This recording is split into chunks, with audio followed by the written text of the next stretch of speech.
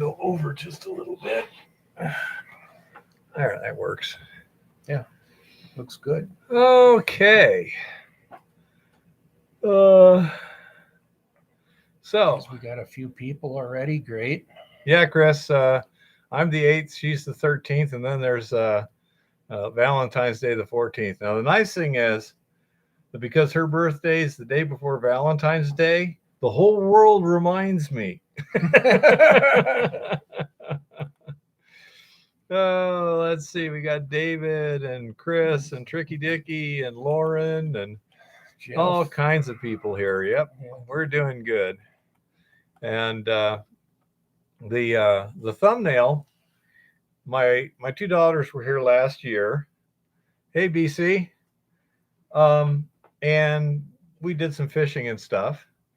And so my daughter sent me a card here. You know, shh, be very, very quiet. We're hunting trout, you know. Now that's up by Jimmy's place along the Jefferson River. And the reason we're crouching down there is because we're fishing right along that bank, like 12 inches off of that grass there. And then, let's see, she did that. I thought that was just an exceptional card. So anyhow, that's why I did that. Audio isn't synced to my lips. Is that true, everybody? That's a YouTube thing. That could be a YouTube Well, it's thing. gonna have to be. I can see it on here that we're okay on this end. Yeah, I mean it looks good here, but is it unsynced? Yeah, it was, Chris. Oh, great. That means YouTube is spying on us again. So yeah, hey Tom, how's it going? Syncing up now. Okay. Right. So, okay, it's just you, Chris. They hate you. Phone tap is just not quick enough, you know. So anyhow, so I just thought that was really, really cool. And for Christmas, for a birthday present, I got a set of valve covers for the truck because one of them's cracked and leaking a little bit. And my son-in-law, North Carolina, my older daughter's husband, he's been a mechanic for many, many years. And I told him, where should I get valve covers? He says, well, what they for? Small block Chevy. He says, how many you want? You know, I got a bunch of laying out. So I got a nice set of chrome Dettelbrock valve covers for free. So that was pretty cool. Anyhow, we have something a little bit unusual today, not a whole lot, but this is something I've said before. We have a lot of people in other countries and stuff that aren't on our time zone. And 1,000 from Austria asked me a question, and I'm going to answer that question. So, you know, if anyone needs something, hi, Anders, how's it going? Hi, Anders. Haven't seen you in a while. Oh, I gotta come say hi to Anders. Okay, he was going to come here and say hi. And anyhow, so hi, Anders. If anyone has a question that they'd like, you know, with a kind of a long format answer, just let me know before the live stream and I can answer it. And he gave you 4 thumbs up, little one. So the question is, he's over in Austria and he doesn't have any hard rock deposits. So he was going into the river and using quartz in river rocks and using that as a substitute. And he actually did get some gold out of them. But he's having, of course, trouble grinding it up to a fine powder because quartz is pretty tough stuff. It is basically hey, Sin, how's it going? So he asked basically, what's the cheapest way he can do this? He's on a budget, aren't we all? Some just have bigger budgets than others. So the least expensive way of actually being able to really powder rock up well that I'm aware of is something called a Dolly pot. And my particular version here is what I call the Mad Max mortar and pestle. Now this is actually a solid steel ball on a pipe This pipe, I had to change the diameter a little bit in order to make it fit smoothly. And normally you wouldn't be using a ball, but I actually have a steel hemisphere in the bottom there, so I get more grinding surface. So you can do this.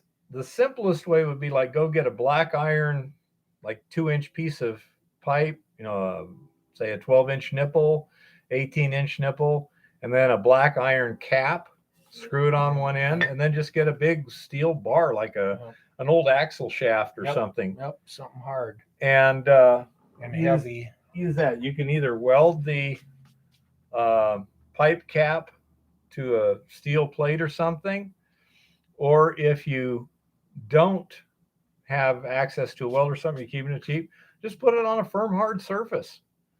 It doesn't have to be real fancy. As long as you got someplace where you can mash steel against steel, then you can get good grinding, good pulverization. Now, be aware, it's not fast. It's not high production. No, it's a workout. It's really good exercise for your arms, but it's not going to go fast. Oh, that's wonderful, Anders. He says all's good with Haley and Joachim. Yay! Yay! Say hi to them from us. I'm glad they made it safely and everything's going well. So anyhow, 1000, that's basically what a dolly pot is. It's any kind of receptacle where you can just mash a steel bar in the bottom of whatever. Another thing that mine has is I used a piece of pipe. Not only does it make it a little bit lighter, but I can also take my Hilti and stick the end of an old bit in there and use it to provide the smash of poo. So it works good. Anyhow, so that's what I wanted to say to answer his question. And if anyone else ever has a question that they want a more thorough answer, and I can just do in a quick text or reply or whatever, just let me know. Because if you've got the question, a lot of other people probably do too. Now, tonight's subject is basically going to be analysis. Now, the reason for this is that we've been leaching using the Eco Goldex, and we have put that solution through resin, and we measured the gold concentration going into each cartridge and out of each cartridge, and the volume going through the whole system, etc., etc., etc. And then we took the resin, oven dried it, and furnaced it, and we're getting very consistent beads. The problem is they're about half the size of what they should be. So this creates a real question about where's the problem, because it's not that easy. In there should be a bag with a cartridge of resin somewhere in here. Got all kinds of fun stuff. There we go. Okay. It's not easy to analyze. This is the resin. Okay, this is loaded dried resin here. And in order for most analytical techniques to do their job, you got to get the gold out of that and into something else. And unfortunately, we don't know how well they're doing it. It can be a problem. So let me go through the various types of analyses that are generally used for gold, and then, discuss them as we go along, so that, okay, that's good. I've got a mortar and pestle at the lab, but this is a whole bigger brute. Anyhow, so let's get to analysis. Now, the first thing is if you're analyzing rock. The standard assay technique for many, many years well, centuries, has been the fire assay. As a matter of fact, it was the only one available Correct. for centuries.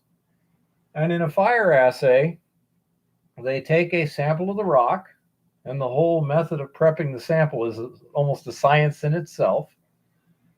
They mix it with various fluxing agents, and then they melt the whole thing down in a pretty hot fire, about 2,000 degrees roughly Fahrenheit. Yep. Now, it gets complicated because the fluxing agents depend on what the rock is. Correct.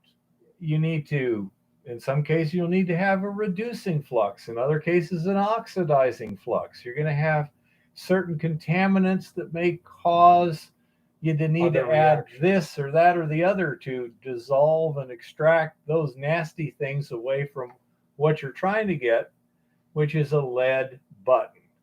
Now, where does the lead come from? It's from litharge that you add. Litharge is lead oxide, red lead oxide. It's actually more of an orange color, but what the hell? They didn't ask me.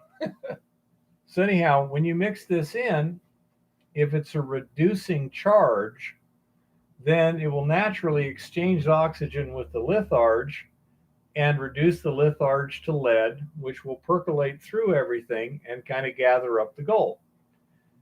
Now, if you don't have a reducing charge, then you have to add a reducing agent, and most commonly that's flour, just ordinary kitchen flour. All-purpose flour. All-purpose flour. We talk about all-purpose, right? Right.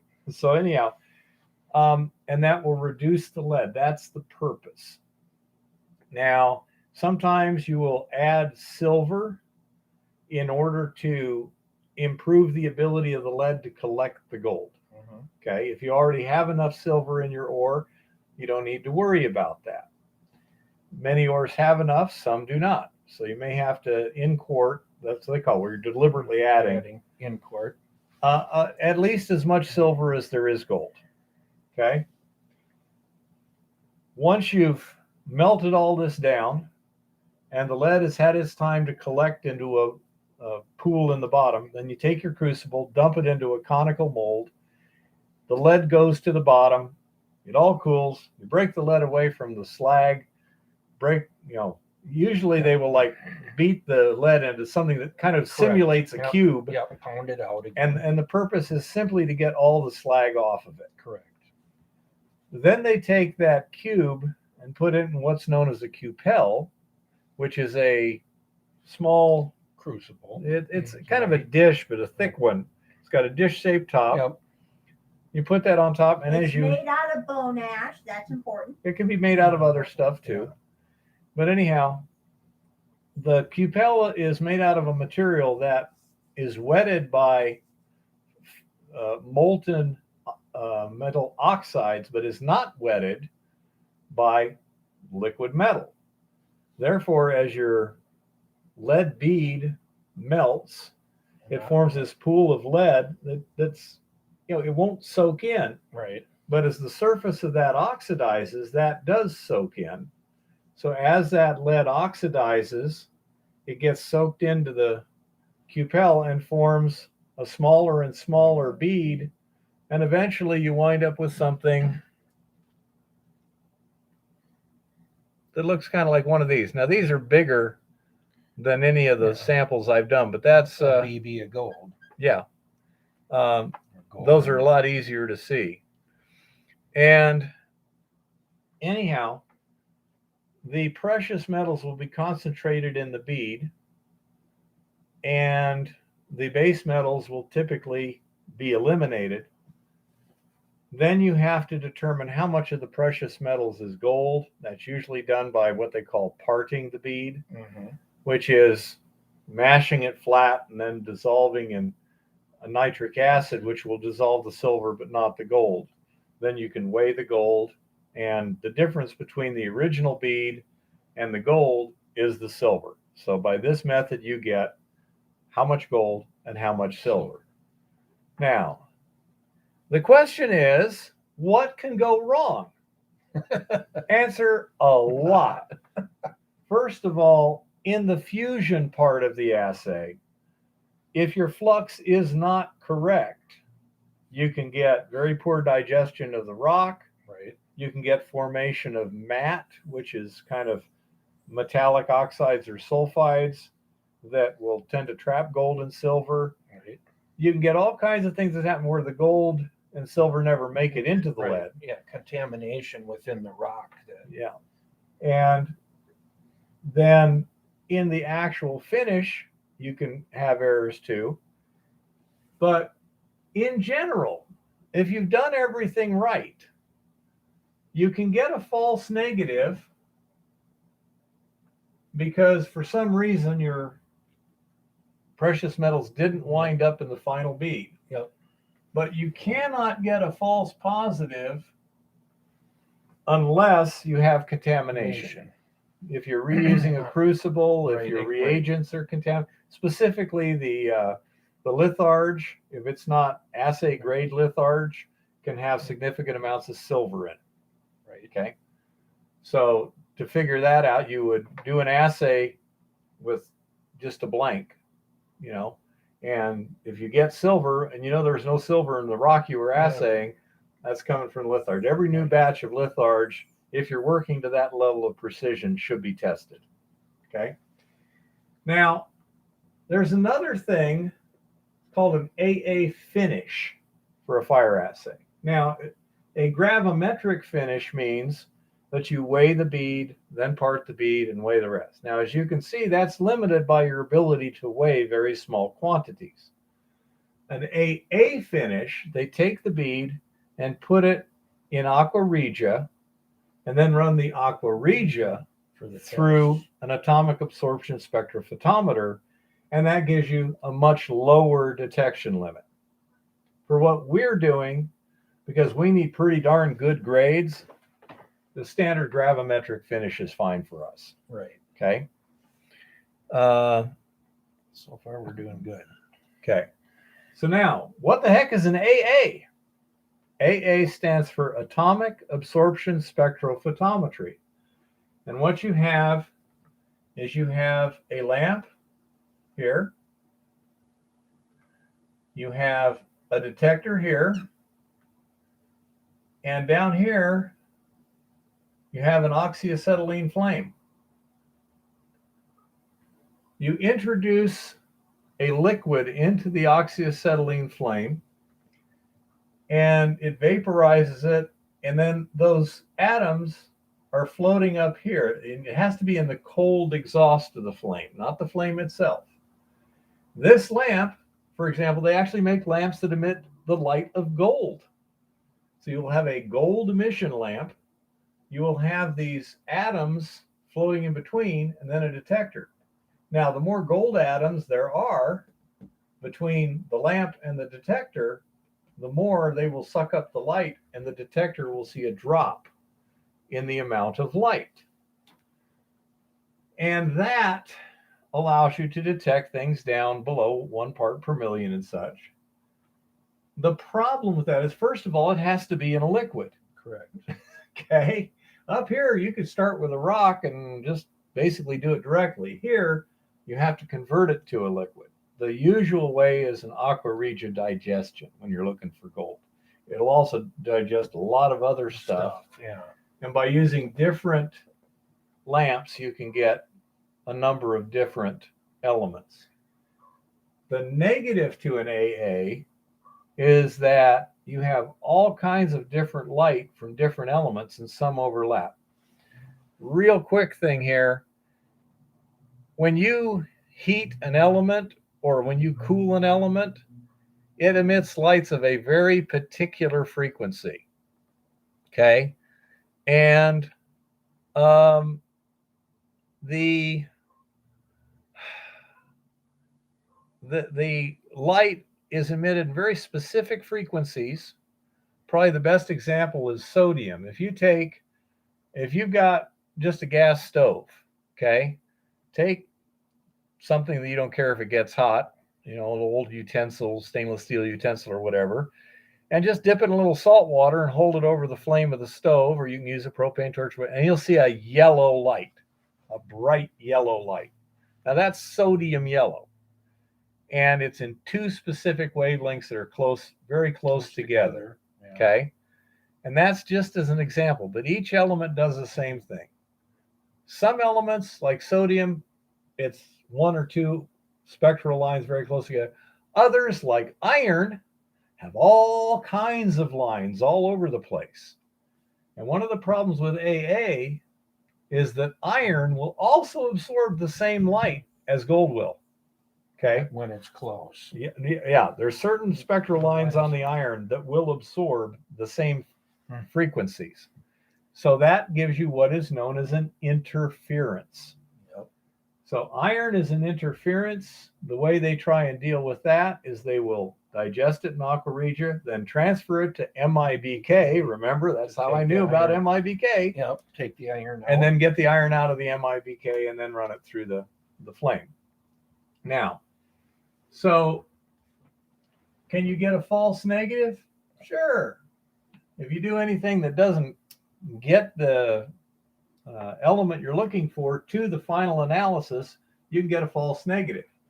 But you can also get a false positive. Now, this is only in rare cases with fire assay because there's not much iron there. You can get a false positive, but it would be you really screwed up your technique somewhere. But on AA directly, definitely you can get a false positive. I'm just going to put a question mark there. You can, but it's rare. In this case, you can definitely get false positives or false negatives. If you can't digest the material and get it into the MIBK, you will get a false negative. If you do digest it, but an interference messes it up, you get a false positive. Okay? Have we lost anybody yet? I hope everyone's doing okay. So, ICP is somewhat similar to AA, except in ICP, you don't use the oxyacetylene flame, you use a chamber which you would introduce your liquid in here, and it's surrounded by coils, and in magnetic induction heats this to a plasma, and then as it comes out you analyze it. Now you can do the same thing like you do with the AA. This just becomes the equivalent of your torch, and it has the same problems as the AA. In the digestion phase, you can get a false negative. In the reading phase, you can get a false positive for the exact same reason. Again, you got spectral lines that are overlapping. Okay. Now, ICP mass spectrograph, this part is the same. You still turn it into a plasma, but from there, you run it through a mass spectrograph where it goes through a magnetic field and it measures the charge and the density of the individual atoms. This does not have the same interferences that ICP photometric does. And as such, you have the same issues with potential false negatives, but you have a smaller chance of a false positive. And one of the main things is it'll be a different false positive. The same thing that'll screw this up will not screw this up, and vice versa. Okay, then we have induced neutron activation analysis. Now, I can pretty much guarantee you don't have one of these in your city. And the reason is, in order to activate things with neutrons, you need a little piece of technology called a nuclear reactor. Okay? Not a standard power reactor. This one is a specifically designed neutron source reactor. And what you do is you take your sample and you put it in next to a reactor. Okay? That's my nuclear symbol there. Okay? All right. It's bad, but anyhow. And as these neutrons come flying out of the reactor, they interact with the sample and they turn atoms in the sample radioactive. Okay. they convert your gold to a different isotope of gold that is now radioactive. As it decays, it gives off gamma rays of a very particular energy. Correct. So they would take this sample away from the reactor, let it cool down for a particular period of time to minimize extra noise, and then they basically just sit there with a sensor and listen to it. This is going to be a multi-element analysis, okay? Mm-hmm. You'll be getting gold, silver, platinum group, and a number of other things. The problem, and it's not terribly expensive. I believe they used to be like 50, 60 bucks. But they aren't fast because, like at Skyline Labs in Tucson, I could give Skyline the rock. They would crush and split and prep the rock and then send that to a nuclear reactor in Canada. British Columbia. Yeah. And I think this one was actually in Ontario, the one they used. Okay. But anyhow, they send it up to Kanukistan, and then they would actually do the thing, and they get through. And as you can see, this is a long process. Yep. You're not going to get fast results. No, it's impossible it's not to. timely.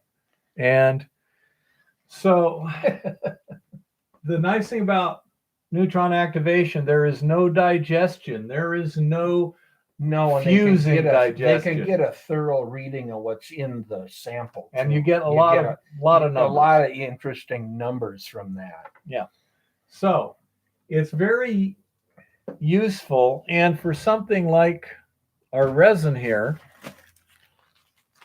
the nice thing is you don't have to get the gold out of the resin to see how much gold is in the resin.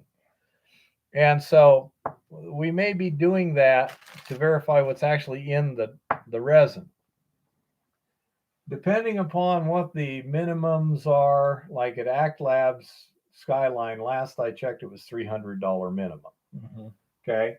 So if it's $60 a sample, you got at least 5 samples you can run for exactly the same price. Why not? Oh, definitely. So for this, I probably go, first of all, we may be losing gold out of the resin when we dry it, when we furnace it, whatever. So we might take some wet resin that's never been heated at all, and then some oven dried resin from the same batch, and send those back over there so that we can see, are we losing any in that process? Correct. Once we know for sure how much is in the dry resin, well, we can tell for damn sure if it's getting into the smelt. Right. If we're getting it out. We can also send, the other thing is too, we can find what else is in the resin. What else is it absorbing? That's the interesting There may be iron, silver, platinum group. You could have all kinds of things. All kinds of things. Yeah. It's ion exchange resin. It's not gold exchange resin. Correct. So it would give us more information that way. Again, problem is price and time. Yep. Okay. And I also don't know if they can do neutron activation on a liquid sample. Not sure. But anyhow, so that's useful there. Now, there's something new running around called X-ray fluorescence. And this works by having an X-ray tube, bombard the sample with X-rays, and then you have a detector see what kind of radiation is coming off of that. And this will typically be a lower energy X-ray or whatever. Now this, because it's essentially a photometry system, also has the problems up here. Exactly. Okay, you can get interferences if you're dealing with small concentrations, like you're looking for gold. 1 ounce per ton is how many parts? One part in how many? Any idea? So it's, well, you're looking at 1 of 100, right? No, 1 in 40,000. Okay. Yeah, how many ounces are in a ton? About 40,000. So you have a lot of noise. So the signal to noise ratio tends to be rather bad. Yeah. And this just limits, what can this detector actually pick out? Think if you were looking for a person in a field. Now, if you're looking for a person in a blue shirt in a football field, okay? Now, if the only person in the football field, there's only one, it's really easy to tell if that's got a blue shirt or not. Right. Yeah, it's got a blue shirt. Yes. Now, if you put 1,000 people out there, it's going to be a lot harder, but you can still pick the blue shirt out. Right. But now let's suppose you have 10,000 people out there and you say, I want the guy in the navy blue t-shirt. And there's people with other color shirts. Some are dark, Yeah, some are white. multiple blues. You know, now it becomes a much more difficult problem. And that's basically what this is trying to do. Yeah. No, we've had, I've had good luck with XRF on certain things, but there's a lot of this false positives and false negatives. This might work okay. It might. Because we're in percentages here. Right. And so we may be able, did you say your partner had an XRF? Yep. Could we use it sometime? We sure probably could. As soon as possible? Talk to him as soon as he's coming out. Yeah. Because the advantage of the XRF, again, you don't have any digestion issues. No, it's really just laying it down and testing it. We've had this assayed via fire assay, and it comes out about half of what the calculations show it should be. A little bit better than half, but not much. But that doesn't tell us if the calculations are wrong, or if this is wrong, or whether in the process of fire assay, we're not getting nearly all of it. Right. The a wet digestion method like ICP or AA, well, we have to get the gold out of the resin and into a liquid. And when I did my Aqua Regia digestion to this stuff, it came up even half of what I'm getting. You're not getting it out. So unless it's just a real serious problem with interference, it's just not coming out of the resin. Yeah, I understand, Chris. I'll say it's just one of those things that if someone's got one, we might be able to get some more useful information or not. Who knows? Since his buddy's actually got one. Yeah, and it's set up for gold and silver and copper and it's worth a shot. What XRF is really good for, first of all, it's extremely portable. Yep. And very simple to use. You just point it at the target and pull the trigger, and it's got to have a contact. And then you wait for a certain period of time for it to gather the data, and then it gives you a digital readout. Yep. What they're using it for a lot right now, for example, is house inspection. Because if you see this house and it's got these walls, does it have lead paint? Yep. Well, how would you know? It used to be you have to take a chip. Well, send it to a lab. Send it to a lab. Well, first of all, you have to damage the paint now. You got to find someplace you can take a chip, no one will notice it, and hope that spot would have the lead. Whereas with an XRF, you just go around and very nice. My son and those guys use it in the machine shop for types of metal because alloys. They have to have exactly the right alloys of metal that they're working with. So they have to do tests constantly to make sure that it meets every specification. The spec. And again, you're dealing with a system where the signal to noise ratio is pretty good. Right. You got a lot of signal, not much noise. Right. And so that works well. In this case, the signal to noise ratio may be in our favor. Can it tell the difference between 6% and 10% with reasonable precision? I'm thinking there's a good chance. Maybe with that. I don't know. It's worth a shot. Again, I'm not going to spend $6,000 for an XRF just to do that. Well, hopefully we can get it calibrated, Chris. I don't know. I don't have one. I don't have the instruction manual. And the benchtop versions of the XRF work better than the portable versions. Definitely. It's a more controlled environment. Yep. They have a more controlled sample because you have a certain amount in a container, so you know the size and the shape and the amount. Whereas if you're pushing it up against a rock, how far are those X-rays penetrating? It becomes, and you've got the other things there, the high iron, and you got a lot of other things working against you. Yeah. So the benchtop versions are more accurate than the portable versions. But again, this is something where might be able to get an idea of where we're at here, because the uncertainties in my calculations I would not be surprised if I was off by 10%. Okay. Yeah. I guess I'm within 5% plus or minus. Right. But if it was 10%, okay, I can do that. But I'm almost 50%. Correct. You're in the And, high and that's the 40s, sort of thing that I think we might be able to. garbage in, garbage out. Yeah. Uh, So that's what I'm, so these are the common methodologies of testing for gold. And almost all of them, all of these up here require you do something to the rock first before you run your test. These two do it with the original rock itself. the ore, yeah. Although in both cases, there's usually a little sample prep in terms of crushing and blending and then creating a sample in a container. Okay. The benchtop XRF and the induced neutron activation, they both wind up, there is some sample prep involved, but you're not changing it. Right. You're only creating consistency. Right. You're not blending more things into it. Yeah. And yeah, John, if you get one set up, a good XRF gun set up for gold, you could even be looking at up toward 50, 60,000, depending on what you're doing. They have gotten cheaper in the past few years, but to really get everything set up and calibrated to exactly what you're looking for costs money. Yeah. And I agree with Chris that XRF is not very useful on rock because you have to have so much gold in the rock. It's more as it's for us as prospectors, it's more used as a sniffing tool.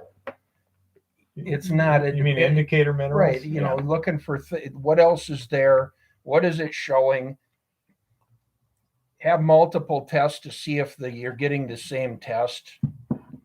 Yeah. But it's really just you're sniffing for trying to figure out the area to be looking in. If you're looking for chunks of gold, that's just fine, heavy meadow.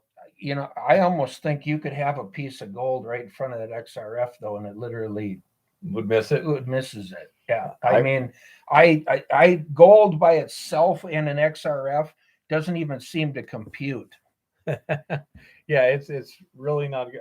I had some rocks that were coming back 1 ounce to the ton platinum on an XRF. Yeah. The thing that made me suspicious was they were all 1 Same, ounce yeah. to the ton platinum. Right. They weren't, from right next to each No, other. and that's the problem with false positives or false negatives is that could really play with your mind when you're thinking there's something there that really isn't there. Oh, sweet, Tricky. Hi, Tricky. Heat the resin slowly without flux, resin only to 800. Leave for 30 minutes, let cool, and then put hydrochloric acid in to remove the rest of the resin. Vaporize it or what? How does the hydrochloric acid remove the rest of the resin? I don't believe it. It might be all the other stuff from the resin, I would This will think. leave all the precious metals after the hydrochloric wash. Boil ID water, DI water. Okay. Huh. Okay. So. Well, you can go back to it and write it down. Oh, let me do just a quickie here. 800 for 30 minutes, right? Yeah. Was that 800 F? Yeah. Cool. Did you say what concentration of HCl wash? Times 2, right? No. And then boiling deionized water, rinse times 2. Okay. That would have to be cold hydrochloric and not oxygenated. Okay. Iron off of the chloride. And that would should probably be more dilute HCl2, correct, Chris? The theory is here, I'm pretty sure, is to get rid of other stuff But if we can heat it to 800 degrees without losing the gold, then hopefully we're in pretty good shape here. So that's my question, is when we're heating it, do we lose the gold to vaporization? And that's really, really hard to tell without some other stuff. And so that's what very, very frustrating. I don't know for sure how much is supposed to be in this, and I don't know for sure. 29% HCl.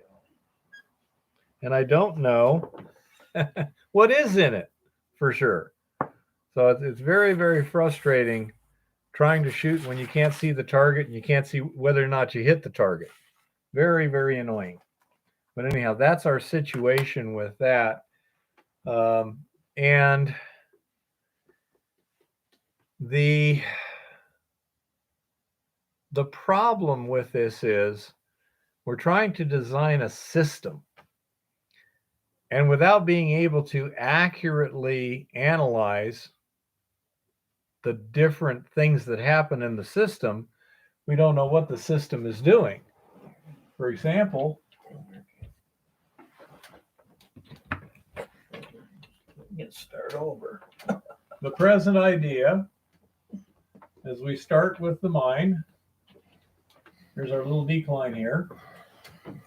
When the ore comes out, goes into a jaw crusher, then goes into a mill, comes out as a powder. Then we add solution, leach it, and the solution comes out here is now pregnant. Then it goes through the resin.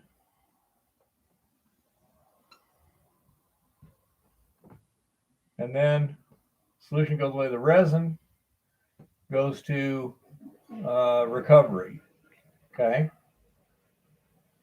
Now, if we don't know what this is, and we don't know what this is, and we don't know what this is, and we don't know what this is, then we're Nothing. really just guessing. Right. So I've done a number of tests to try and define these things, such as we double check some of the assays to make sure our assay labs seem to agree. Right. The ore. The leaching, the pregnant solution. I did some bottle roll tests, and we did leaching on the pad, etc. And then we got this resin. Now we're trying to get the recovery. We don't have a system that I would be absolutely trustworthy of in terms of getting a number for the resin.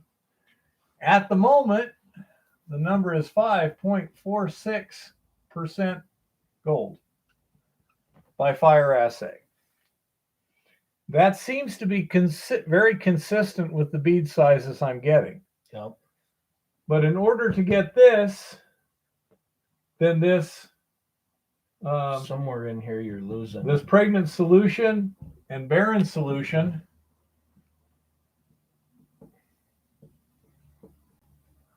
these numbers would have to be off dramatically, because this is supposed to be more like 10.5% is the calculated. Right. Okay. Now that's just too darn big for the fluctuations in, or my imprecision in volume to matter. We had roughly 500 gallons of solution run through the resin. Mm-hmm. In order to get that much variation, I need to have a 200-gallon mistake. That's pretty hard to do with 500 gallons. Yeah. I could have a 20-gallon mistake, which would be like 5%. That wouldn't be too hard to do. Right. By the time I get to 50 gallons off. Yeah, to be off by 40% 40, that's too big of a number to be off. So either we're mistaken on how much is in the resin, or we're mistaken on how much is in the solution. Right. Or both. Well, If this yeah, is it could be. 20% off and that's 20, 20% off, yeah, there's your difference. you can close it up. So that's Yeah, Sien, give us the answer to that. yeah, that's our basic conundrum right now. And unfortunately, the next test I'm going to run, could you open up that white bucket there? Yeah. Oh, that's heavier. Yeah. What would you like out of it? The one that just says Stutenroth head. I don't know. Anyhow, I ran some stuff through the Stutenroth mill, and I got ground material here. Let me just. Is there a scoop in there or anything? I used to have. We'll give you the whole thing. Yeah, here's. Okay. So this is the stuff that came out of the Stutenroth mill. And it looks pretty good to the eye, but when you feel it, you can feel some pretty big particles. And what was the lowest residual value measured after stage 3? 0 parts per million. And it was pretty darn low. No, but you can't vaporize the gold and lose it that way. Yeah, we're not throwing stuff away at this point. So the sieve analysis on the Stutenroth mill. Now this is an impact mill. It's a heavy duty mill. This thing is a beast in terms of it's built tough. Yeah. It's using like 1-inch bars as the impactors. And it's, what is that? A 2 ton an hour mill? It's pretty good size rated mill. It's rated at 2 tons an hour. Yeah. But when I screened the output, and this stuff was about 3/8 inch minus input from the middle decline, the stuff we've been mining this fall. Okay. I've been crushing it through my jaw crusher on the RC46 without pulverizing it, and then just stockpiling it. So I just took out of that stockpile, ran about 100 pounds through the Stutenroth. And here's my numbers. I got on the 12 mesh plus 26% of the total. 20 to 12 mesh, 12%, 35 to 20 mesh, 8%, 60 to 35 mesh, 14%, and 60 mesh minus 40%. Now that shows me that somewhere between 35 and 60 mesh is the split where half of it is bigger and half of it is smaller, which be a reasonable spot to screen for regrind. Now, if you're going to dry screen this, you're going to want it in the 30, 40 mesh range. Otherwise, it's really tough to screen at any speed. Yep, it'll just plug up. It'll just plug up, exactly. So, say somewhere probably around a 40 mesh screen is what I'm thinking we're looking at here. But in order to find out what the recovery rates are at whatever sizes, guess what? I've got to be able to analyze the solution with confidence and accuracy. Right. I don't know that right now. So what do? Figure out what's going wrong first because I can't do this test. And until I can do this test to figure out how fine I have to grind it, I can't design the system to grind to that size. Yep. So this is a really, really big problem.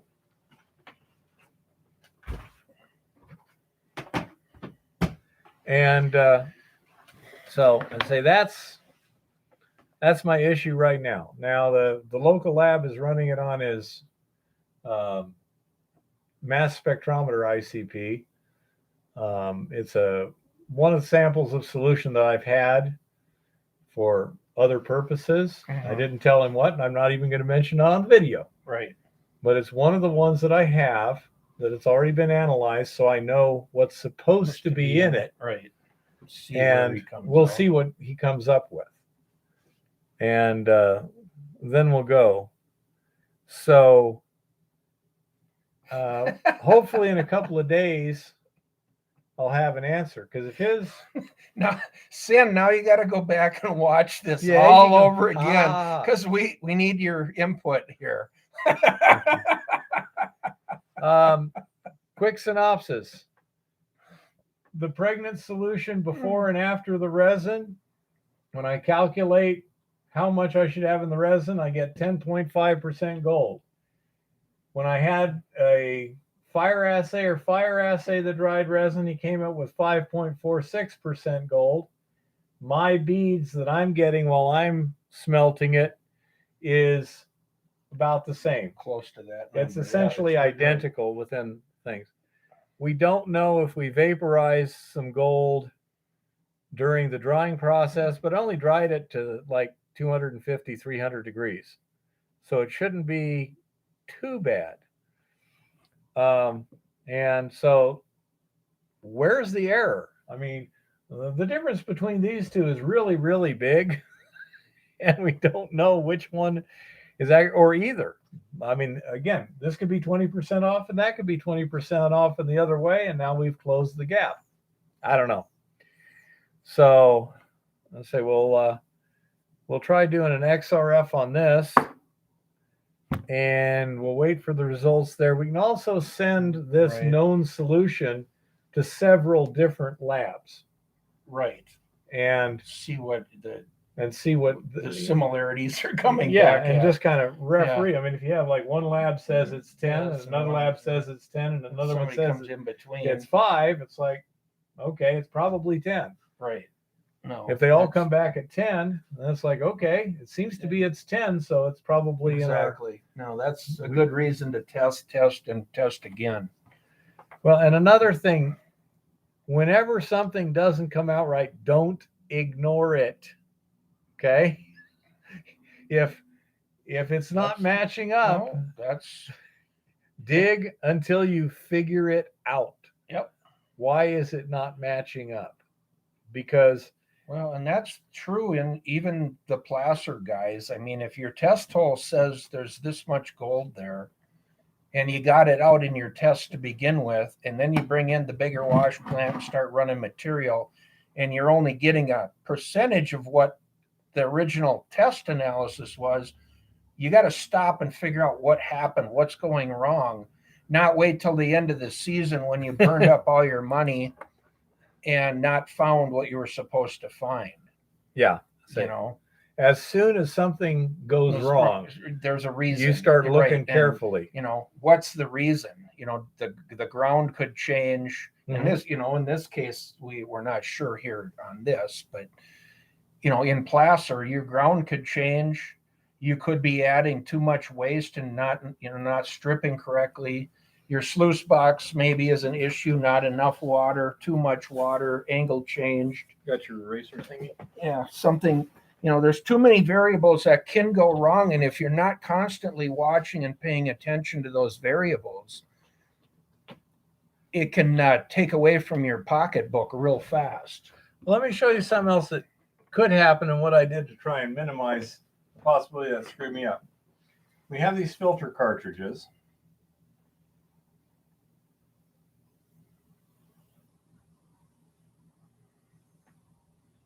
In series. Now, we start feeding solution through, and I have taps at each one of these things. I had just In drilled a little between. hole, put a little tap in there. Yeah. Okay. And one up here, and one here. Now, let's suppose I run 100 gallons of solution through here in an hour. 100 gallons per hour. And I start putting solution in here. Is the recovery going to be the same at the beginning of the hour as the end of the hour? Probably not. No, it's definitely not. Because as this loads up, Right. it gets less efficient. During the first 50 gallons of solution I went through here, this is getting like 97% recovery. In case there's not much even going here. Right. As time went on, this recovery went down. Right. And This these one started come getting up, more. Right. So what I did when I would do these tests is I would tap it 3 times. One near the beginning of the run, I'd let it run for 5 or 10 minutes to where it was stable and it had a chance to kind of flush and achieve some sort of homeostasis. Ooh, big word for it's all doing things normally now. Take a sample at each one of these things, and I just fill the tube about a third full, take about 10 cc's. Then I come in about halfway through the run and take another 10 cc's. And then at the end of the day, I take another 10 cc's. So I've averaged the concentrations over time. Now you can actually take something like this and, like with the drip irrigation, have a drip that goes into a container, so it's a steady state. Right. When you're using a mill that's running, say, 24 hours a day, that's what you want to do. Sure. So that you can get consistent testing. Yeah, because it's going to fluctuate as time goes on. You don't want to just tap it at a particular point in time. Right. Due to the very limited amount I had and the limited time periods I was running, I just did it that way. But that's what I did to try and prevent that. Because if I just started it up and took my samples at the beginning of the run each time, I'd get a different answer if I started up and took the samples at the end of the run each time. John has a good question here. Is there a reason that Goldex is not providing the answers since you're using their product?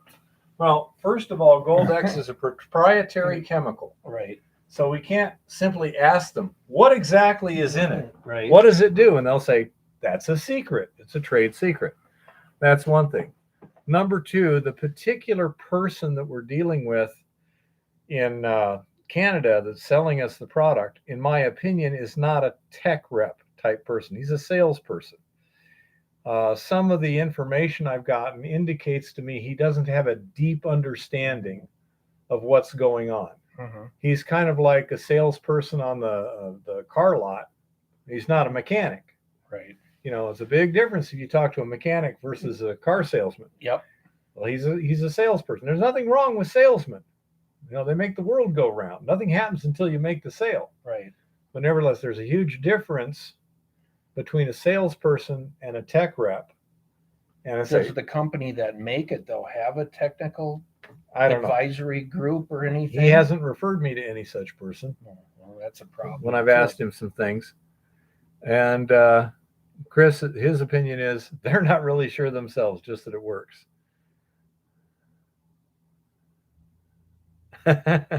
Yeah, and there's some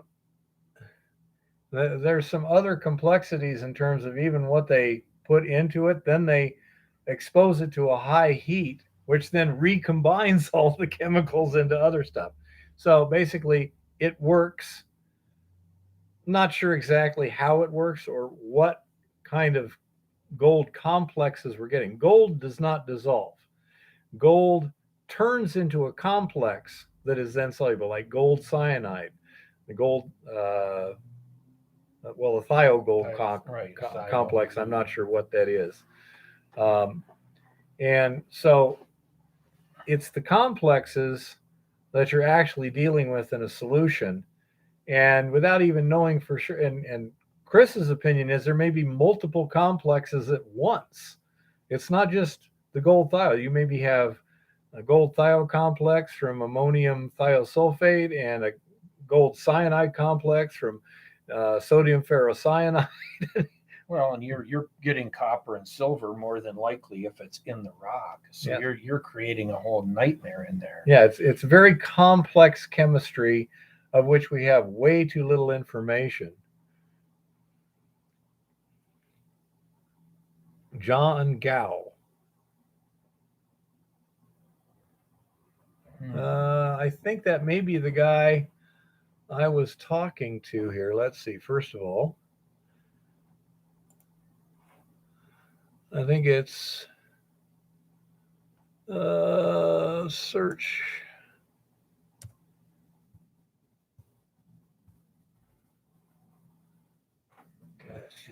I think that's probably the same person, although he's both. We have a John Guo, okay, and that's the guy I've been dealing with. He seems to be a very nice person. I have no complaints, but again, he seems to be sales oriented as opposed to technical oriented. And I say some of the things he's sent us seem to be oversimplified in terms of it. For example, no system that I'm aware of can you just simply replace one thing with another and not worry about anything else. And it basically, says, well, you can just replace your cyanide with the Eco Gold X and leave everything else alone. I find that difficult to believe. Douglas, to answer your question, it's a liquid that he's tapping off between the resin cartridges. Exactly. I'm tapping the solution by knowing the volume that went through the cartridge and the concentration at the beginning and the concentration at the end. Then I should be able to calculate with a high degree of precision how much was absorbed by the resin. By knowing the amount of resin, then I can determine the concentration in the resin by calculation. That's what I thought, Tricky. Yes, John asked that question earlier there. What is it, a different question or what? Yeah, it's different than what he had. Well, it's the same question, but he asked it earlier and we didn't get to it. Right here. Yes, John. Amalgamation works on certain particle sizes. Aside from being illegal in most jurisdictions, it has to have particles of a certain size, and ours are way below that. Right. They have to carry over again and again. Yeah. The problem with the real fine particle is it essentially floats on the surface tension of the mercury. Mercury has more surface tension than water, and this stuff would float on water. This stuff floats in water. It's really, really light.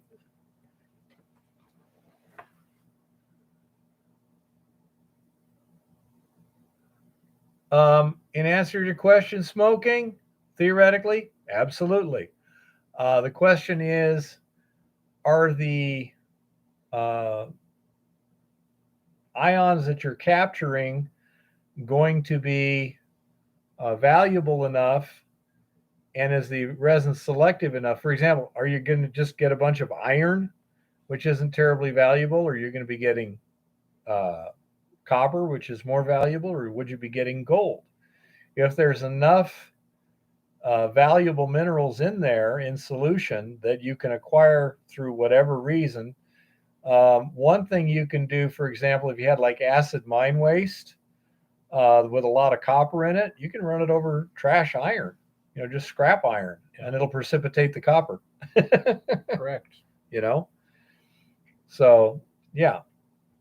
But in theory, yes, it's, as everything else, situation dependent. And in terms of a solution, yeah, mercury will not amalgamate out of solution. You may or may not be able to get some cementation like on zinc or whatever, but one of the problems is when you have a solution that dissolves gold and you precipitate gold, it tends to redissolve. So as a general rule, you need to be able to change your solution to an inactive one before you precipitate. And depending upon how complicated that is, you can really make the process that much more expensive.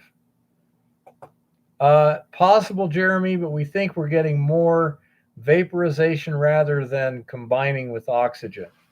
Okay, that seems to be the main thing. The gold is almost in an atomic form on the resin, and therefore it has the potential to literally just leave as individual atoms.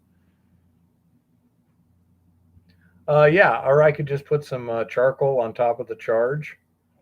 Absolutely. Carbon.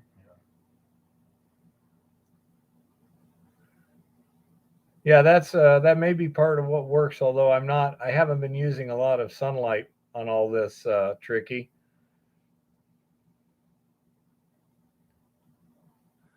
And so say there's a lot of things that can happen and a lot of things you can use. Oh, mercury is highly toxic. It's a persistent poison. And if you handle it in any kind of quantities, especially if you're out in the field, yeah, there's some very, very serious regulations that go along with it that make it essentially impossible to use legally. Can it be used safely? Yep. Yeah, It it can, be. Yep, it can be, but it can't be it's used not- legally and it's- safely. It's not recommended. Well, I Yeah. don't know that I don't know that it's illegal to use, but the environmental issues that are created by even having it, Yeah.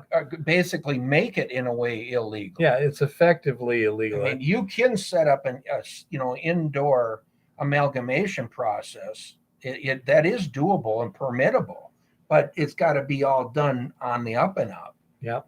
And Kodak, the surface tension that you're breaking with dish soap, etc., is not going to work at the level of this. Yeah, the sizes we're dealing with, and it's, again, mercury has a much bigger surface tension than water does. Oh boy. Yeah, Argonaut, if we had loads and loads of money, we'd be doing a whole bunch of testing. I guarantee you.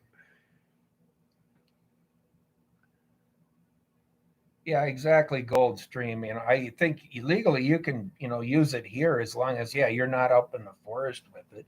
Yeah, and you don't have any But you effluent definitely going anywhere. Yeah, no, you have to have a contained system of how you're doing it. Yeah. And in cold, clean water, and so you're not getting vaporization. Well, even in the old days, the reason cyanidation became popular is because it would effectively recover gold that was much smaller than could be recovered effectively by mercury amalgamation. Right. And so they just get better recoveries. PFC.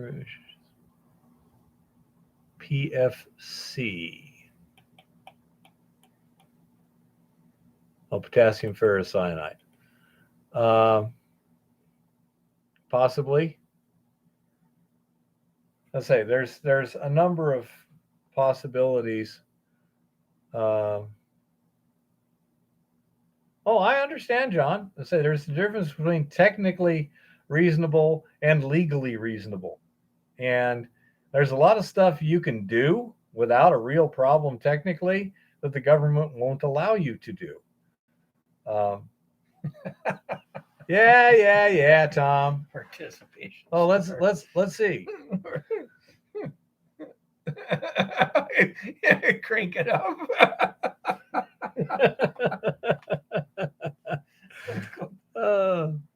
So anyhow, no,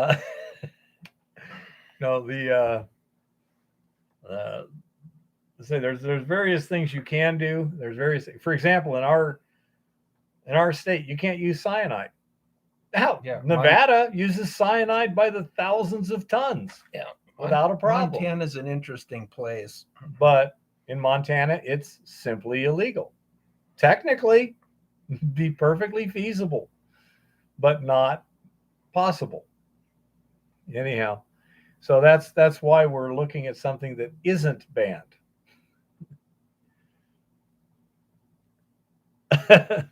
Oh yeah? Oh yeah?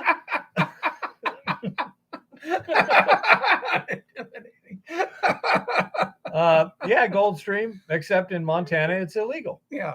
That's the whole thing. Well, they had, at one time they had enough environmental damage done here that too many guys made little heap leach piles all over the hillsides and left them when they left. And I don't know, at some point they made it illegal here. There is a couple of systems here in Montana that are still cyanide permitted, but it's only a couple and they don't take outside ore, so it's not even on the table.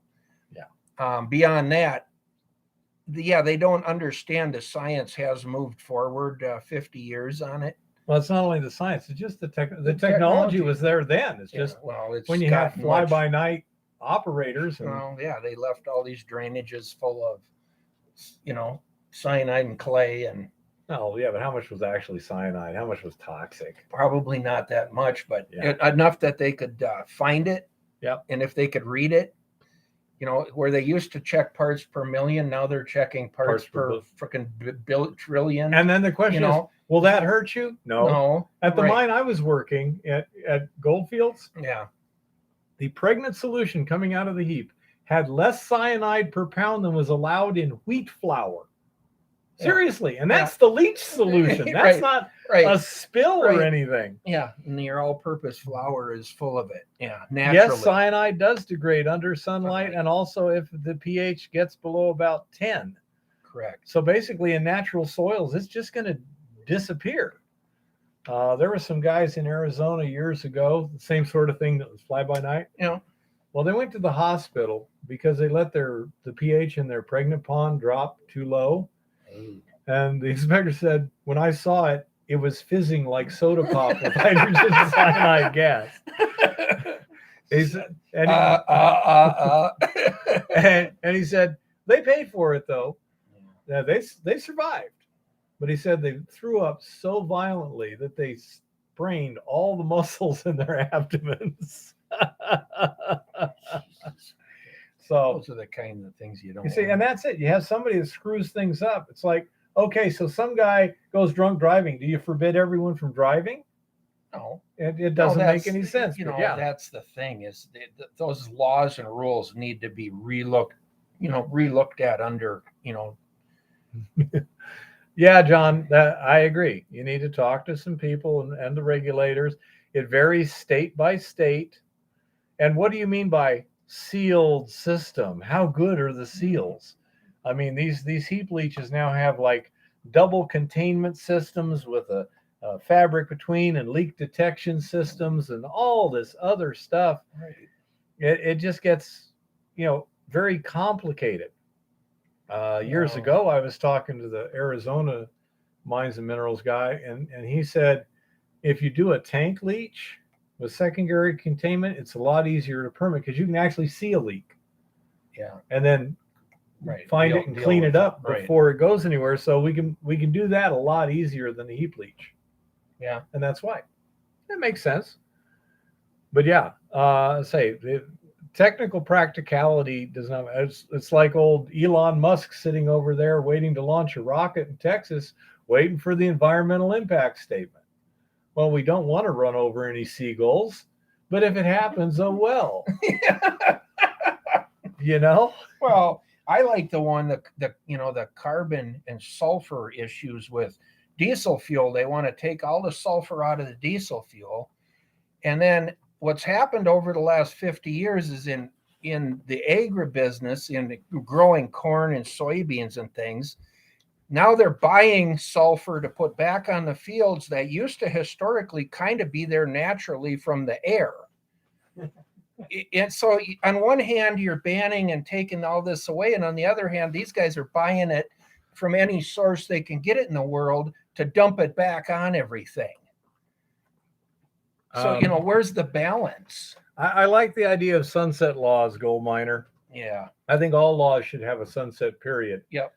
And if they're not, if nothing else too, what a sunset. It has to be relooked at. Yeah. Well, right. I know, but see, here's another thing. All of a sudden the legislatures were kept busy renewing stuff. So they can't think of other things to screw with. Yeah. It's like, man, if you guys just would stop sitting around trying to think of something new to come up with, right? Yeah. See what life would get simple. What else can we beat audio? But anyhow, so I'd say that's what's going on here. By the way, have you done anything this week? No, I haven't. Okay. I have, but nothing important. I was helping a friend of mine with a sluice box, discussing that a little bit and some ideas there. Yeah. And kind of looking at Google Maps and some stuff on some of my stuff. But beyond that, nothing real important this week. I went out there I was out at the ranch doing some smelting of the stage 2 resin, and the results were essentially consistent with the stage 1 resin. Mm-hmm. The calculation did not match what I got, but I was only off by 40% there. Okay, I was getting 60% or 50, something like that. But anyhow, I was a little bit closer than I was on the stage 1 because I could define my parameters more tightly for some technical reasons. I also went out to Lorne's place, and he's finishing his vent hood thing. Yeah. And we're installing a light and stuff. That's where I got the little scrap of copper wire for Eva. And it was kind of fun because while some stuff was digesting, I was helping him put up a light fixture and this and that. And it was so funny because I used to do home repair and remodel. I was usually a helper for. So as he's doing stuff, he's like, I'm holding up the tool. The next tool that he doesn't even have to talk to you. And so slide in here. That was kind of fun. And I also found out that on the spot test, it's better to do a pre-digestion with our ores. Better to do a pre-digestion with cold dilute hydrochloric acid and then rinse it and then do the spot test. I presume I'm getting rid of a lot of iron that way. Mm-hmm. But whatever it is, it makes the test work better. Okay. So that was things. So that's the other thing I did. And I don't know. Eva's got some medical stuff, and I got that carburetor to have done this week. And so we got that. And so, okay, main thing is just try and figure out what the hell is going on here. And while I was out at the ranch, and I was doing some repairs on the roof there, Eva got to pour a little copper button there from scrap of. I will tell the entire story. Okay, she will tell the story. I'm coming over to tell the story. Okay, Eva's coming over to tell the story. There's your thing. So this is my button. As you can see, it is a very ugly button. I'm pushing her button. And it's kind of bubbly and weird looking. So anyway, Bear tells me that I can melt down a piece of copper. So we put the piece of copper in the little crucible, and we put in some borax, and we put the little crucible in the furnace, an electric furnace. This is relevant here. And so then at 1900 degrees, nothing was happening.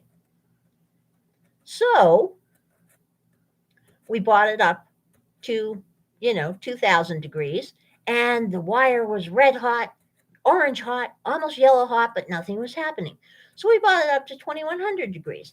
And in due course of time, in a few minutes, we had a nice little puddle, and I did my very first pour all by my Auntie Donty self. Well, the copper button looked a little strange. It looked kind of like orange. So Professor Hardrock very lightly taps on it in his mortar and pestle to break off the slag. Well, sort of lightly. And wouldn't you know it, it went poof into a pile of powder. It was oxidized. Now, later, Professor Hardrock explained to me that electric furnaces are an oxidizing environment. But in the meantime, he decided to pull his chemical wizardry, and we put it back together in another crucible with a little more borax, and he dropped a nail in it. And he says, this is to make a reducing environment. And I'm like, okay. So that explains why there's a whole bunch of eaten up nails on the workbench that I had noticed and had never even considered why this was the case. Mm-hmm. So we put it back in, and out comes the mess a little while later, and we poured it again, and we came up with a very ugly button that never really quite made a button, but it was beautifully colored, like gasoline colored on top. It was still partially oxidizing, apparently. Iridescence. Very pretty. So then we get home, and I'm so proud of my button. And Professor Hardrock says, do you want me to make it look shinier because it wasn't looking shiny? And I said, well, yeah, that would be really cool. Silly me did not think here. He dropped it in some sort of acid in the kitchen because, of course, everybody keeps acids in their kitchen. I mean, this is just a typical thing. And it comes out all nice and copper colored, and the pretty iridescence was all gone. And I'm like, oh, well, bummer. I mean, drat. My pretty iridescence was all gone. And it still isn't shiny. So I'm thinking the next thing I'm going to do at some point is I'm going to go down and I'm going to get myself my little Dremel tool and some polishing compound and one of my little polishing heads, and I'm going to see if I can make it shiny. But in the meantime, it turns out Lauren has a whole pile of broken things at his shop that I can take apart so I can start playing around with metal recovery from e-waste and other cool stuff, which I'm like, yes. Polish it and hit it with a torch to bring the color back. That iridescence, Sounds yeah. cool. That sounds like a plan. Oh, and I also read about something cool called liver of sulfur that you use to put tone on silver. I want to play with some of that. Anyway, back to these guys, and I have more research to do. Bye-bye. Keith wonders why the results in assay doesn't agree. Well, when you have professionals doing both of them, it it should agree. So something definitely is going on here, and we shall find out. But it's being annoyingly recalcitrant. So anyhow, that's where we're at right now. Does anyone have any questions? When does she usually come on? 7:30? Yeah, usually 7:30 or so, which we're It's about. going to be We're just a getting. little later today. Okay. All right. What happened to Goldilocks? Are you talking about Eva? She hadn't had Goldilocks for a decade or so. Ladies and gents, I didn't do the dowsing video. Okay, Tricky. That's tricky. Just when you get to it. Okay. And we're going to do a dowsing video here sometime soon. We're going to go out to Montana Bee with Jimmy here and try doing some dowsing too and see what he comes up with. And we can kind of go from there. That could be, if nothing else, it'll make for an interesting video. Hopefully we'll find something interesting too. Oh, I think so. I think it'd be kind of fun. Yeah, sounds like fun to me. I'll be sitting at the bottom going, no, Jim, higher, higher. Like that.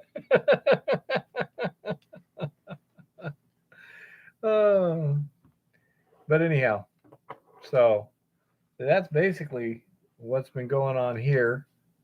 And in our case, the supply chain seems reasonably okay at this spot for most ordinary consumer items. Wouldn't you agree? Not much in the way of bare shelves. Not so far. Yeah. I think so far we're all right. But take care, Richard. Hey, Richard, thanks for being here. Actually, I know a guy. Well, I knew a guy. He's dead now. But he actually buried some silver bars himself and then said, see, I can douse them. It's like, sure you can. I would think so. You better be able to find them again. Why didn't you have your wife bury them when you weren't looking? That might be a little better test. But yeah, I would think so. I would just. Yeah. He was a case where he had a lot of confidence, but I never saw him succeed against an unknown. I've said it's not the end all be all, but it's one more tool that you could try. Yeah, and like I said, I had luck finding the edges of the drainage where the mineralization wasn't versus where it was. Well, and that could be the black sand. It doesn't mean it's the gold necessarily. It means it's something. Well, and the thing is, just because he couldn't do it, of course, has nothing to. I can't ride a skateboard. That doesn't mean skateboards can't be ridden. Right. Trust me, there's some people who do some amazing things on skateboard. Snowboard or whatever. I do bloody things on skateboards. It's just not good. It might be entertaining, but for everyone else, but not for me. But yeah, I say I'd love to try it because to me it's always been fascinating. But we'll just have to give it a go at the appropriate time. And if Lauren's still watching, Eva would really like to get out there and start attacking your e-waste. When we were up in New York a couple of years ago at Kenny's place, she just loved dismantling stuff. She just enjoyed the heck out of things like that.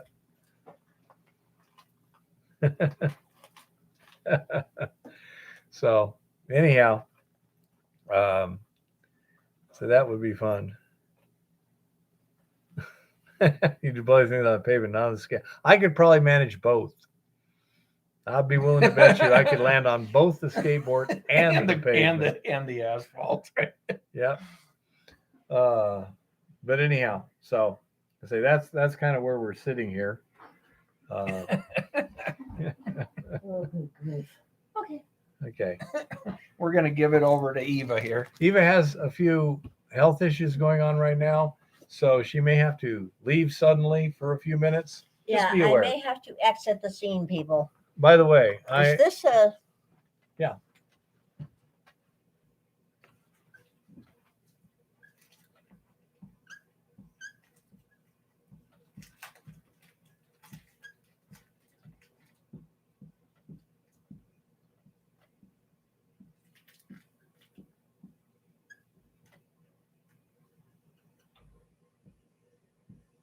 if you're going to do that, I'm not going to be able to do the sign language interpreting.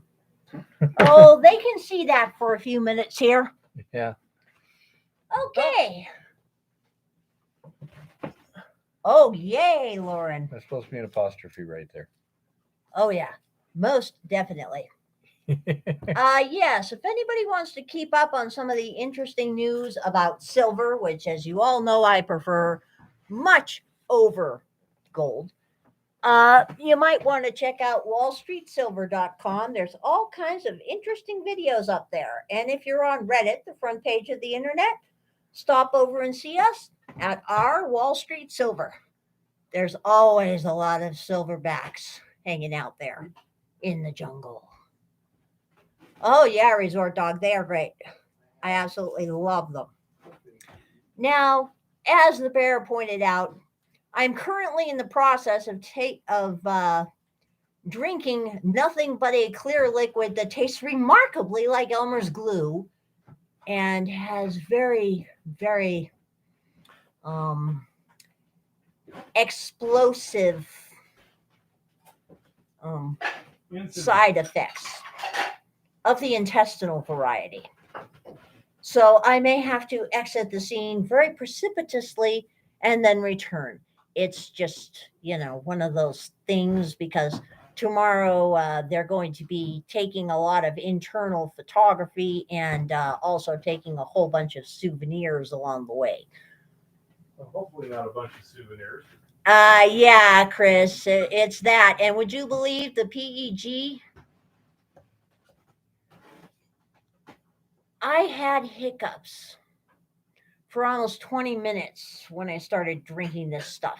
It's still really weird. Oh, I mean, I cannot, the taste actually doesn't bother me. I smelled it and I'm like, this smells remarkably like Elmer's glue. And then I drank it and I'm like, wow, I think I'm back in kindergarten. This tastes remarkably like Elmer's glue. I mean, it could be a lot worse here. Oh, yeah, the prep is most definitely worse than the scope. The scope you're asleep for. But I got smart. I've been fasting since last night. So as soon as I'm running clear, so to speak, I'm stopping that stuff. So let's take a look at what's going on in the mining world tonight. BHP's first half profit jumps 57%, declares record interim dividend. Good for them. BHP Group reported a first half profit on Tuesday that beats analyst estimates, helped by higher commodity prices, even as the rate of earnings growth slowed sequentially due to a cutback in demand from China. The miner also declared a record interim dividend. Are you going to start signing? We have people that need to see you. Yeah, Chris, I know I have to drink the whole thing. That's what stinks. Okay. And yeah, well, at least mine doesn't stink, but The miner also declared a record dividend of $1.50 per share, up from $1.01 per share a year earlier. BHP had a busy 6 months marked by sweeping changes, including selling its $13 billion petroleum business and a listing unification, while managing pandemic-related disruptions to business.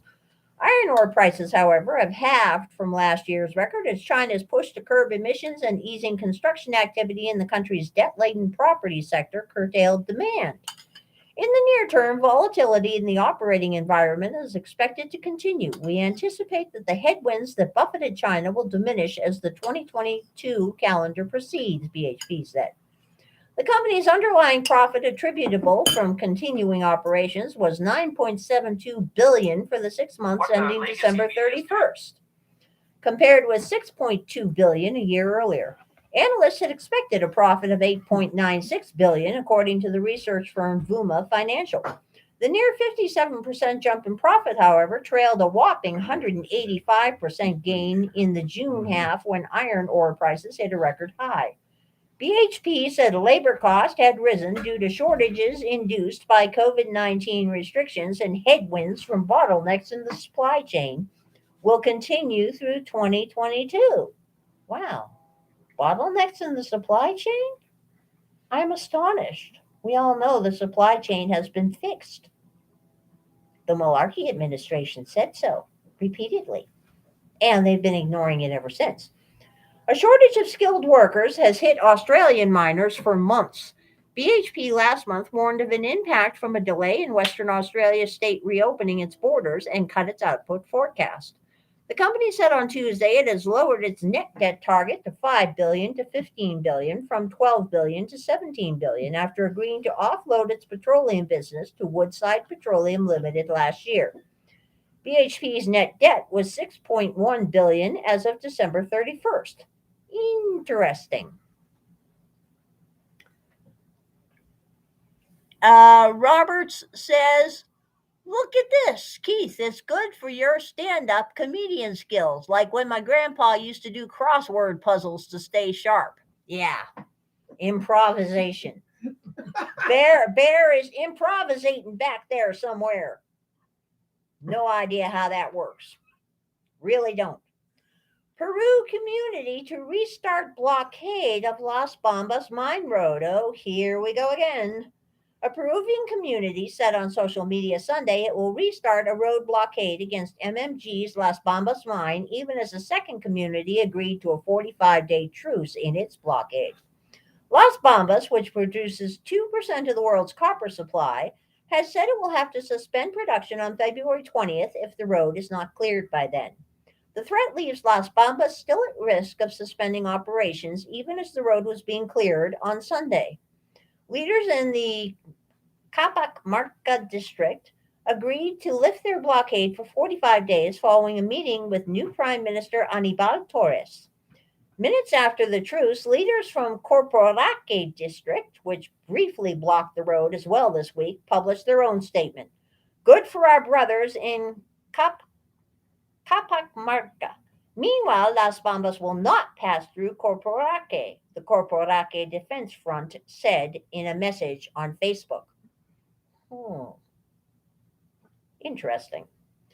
Roger Kondo, a member of the front, told Reuters the road is currently clear, but they will meet on Monday to plan the blockade. The road leading up to Las Bambas is a flashpoint of protest. Dozens of impoverished Andean communities lie along the winding 400-kilometer dirt road, who have often complained the mine's trucks pollute the environment while the company has failed to improve their quality of life. Both Capac-Marca and Corporaque are demanding Las Bambas contribute more to their respective communities. Since opening in 2016, the mining road has been blocked over 400 days by several different groups, affecting the mine's copper output. Recent blockades have become a major headache for the leftist government of Pedro Castillo, which has promised to prioritize the needs of marginalized Peruvians, but also requires mining tax revenue to fund social programs. Las Bambas alone represents 1% of the country's gross domestic product and has already suspended operations in December because of a blockade. Well, it seems like they have a little bit of a catch-22 here. The Peruvians along this road, quite rightly so, would like to see more direct local benefit from this very, very large mine. Cool. The government would like to see more money in taxes from the very large mine to fund social programs. So blocking the road stops the tax revenue, which seems to be a little bit counterproductive here. Though, as Jim just said, toll roads might work. Blockade it and make every truck pay a fee as they go through, perhaps? Gold price nears 3-month peak as Ukraine tension lifts haven demand. Gold extended last week's gains to approach a 3-month high on Monday as rising concerns around the Russia-Ukraine conflict supported bullion's safe haven appeal. Spot gold rose 1% to 1862.58 per ounce by 12:05 p.m. Eastern, its highest since mid-November. U.S. gold futures were up 1.2%, trading at 1863.80 per ounce in New York. On Sunday, U.S. officials warned that a Russian invasion of Ukraine may be imminent. It's probably Wednesday. Well, that may or may not have been a joke. We don't know. Possibly within days, though Moscow dismissed that as hysteria. Russia has repeatedly denied it plans to invade Ukraine. They're not saying a word about Belarus. Gotta wonder about that one. They already did. Russian President Vladimir Putin then countered these warnings by staging televised meetings with his foreign and defense ministers, emphasizing the de-escalation of tensions and continued efforts to find a diplomatic solution to the security crisis. The Russia-Ukraine tensions are bringing investors back to gold as a store of value, despite growing expectations the U.S. Federal Reserve will aggressively raise rates to curb the hottest inflation in 40 years. The markets are reacting by seeking safe haven assets in a dynamic that strongly supports the precious metal, Ricardo Evangelista, senior analyst of Activitrades, said in a Bloomberg report. Bloomberg. They've been interesting lately. Exchange-traded funds have record inflows for 4 weeks straight, while hedge funds trading gold on the COMEX also boosted their bullish bets in the week through Tuesday. Still, Evangelista says gold's gains to be limited partly by the pace and timing of the Fed's monetary tightening. So far, I haven't seen much evidence of tightening anywhere in the Fed. According to the analysts, the U.S. dollar would continue to strengthen if the Fed acts more aggressively, and thus weigh on bullion due to the inverted correlation between the two assets. One has to wonder about the reality that these people work in here. We got flight to safety going into gold at the moment as equity markets are selling off. We also have a lot of big economic data coming out this week, and the main focus is the inflation. Bob Habercorn, senior market strategist at RJO Futures, told Reuters. Meanwhile, the latest developments in the Ukraine also lifted other metals whose production can be linked to Russia, including palladium, nickel, and aluminum. Russia is one of the world's largest palladium-producing countries, and any escalation in conflict between Russia and Ukraine could lead to supply disruptions, analysts said. It looks like the percentage of palladium they export as a percentage of the global production is pretty close to 50%. That obviously does make the metal extremely exposed to any temporary reductions in supplies from Russia should the conflict escalate from current levels, said Saxo Bank's Ole Hansen. Very interesting. On the matter of all this government weirdness that's going on here,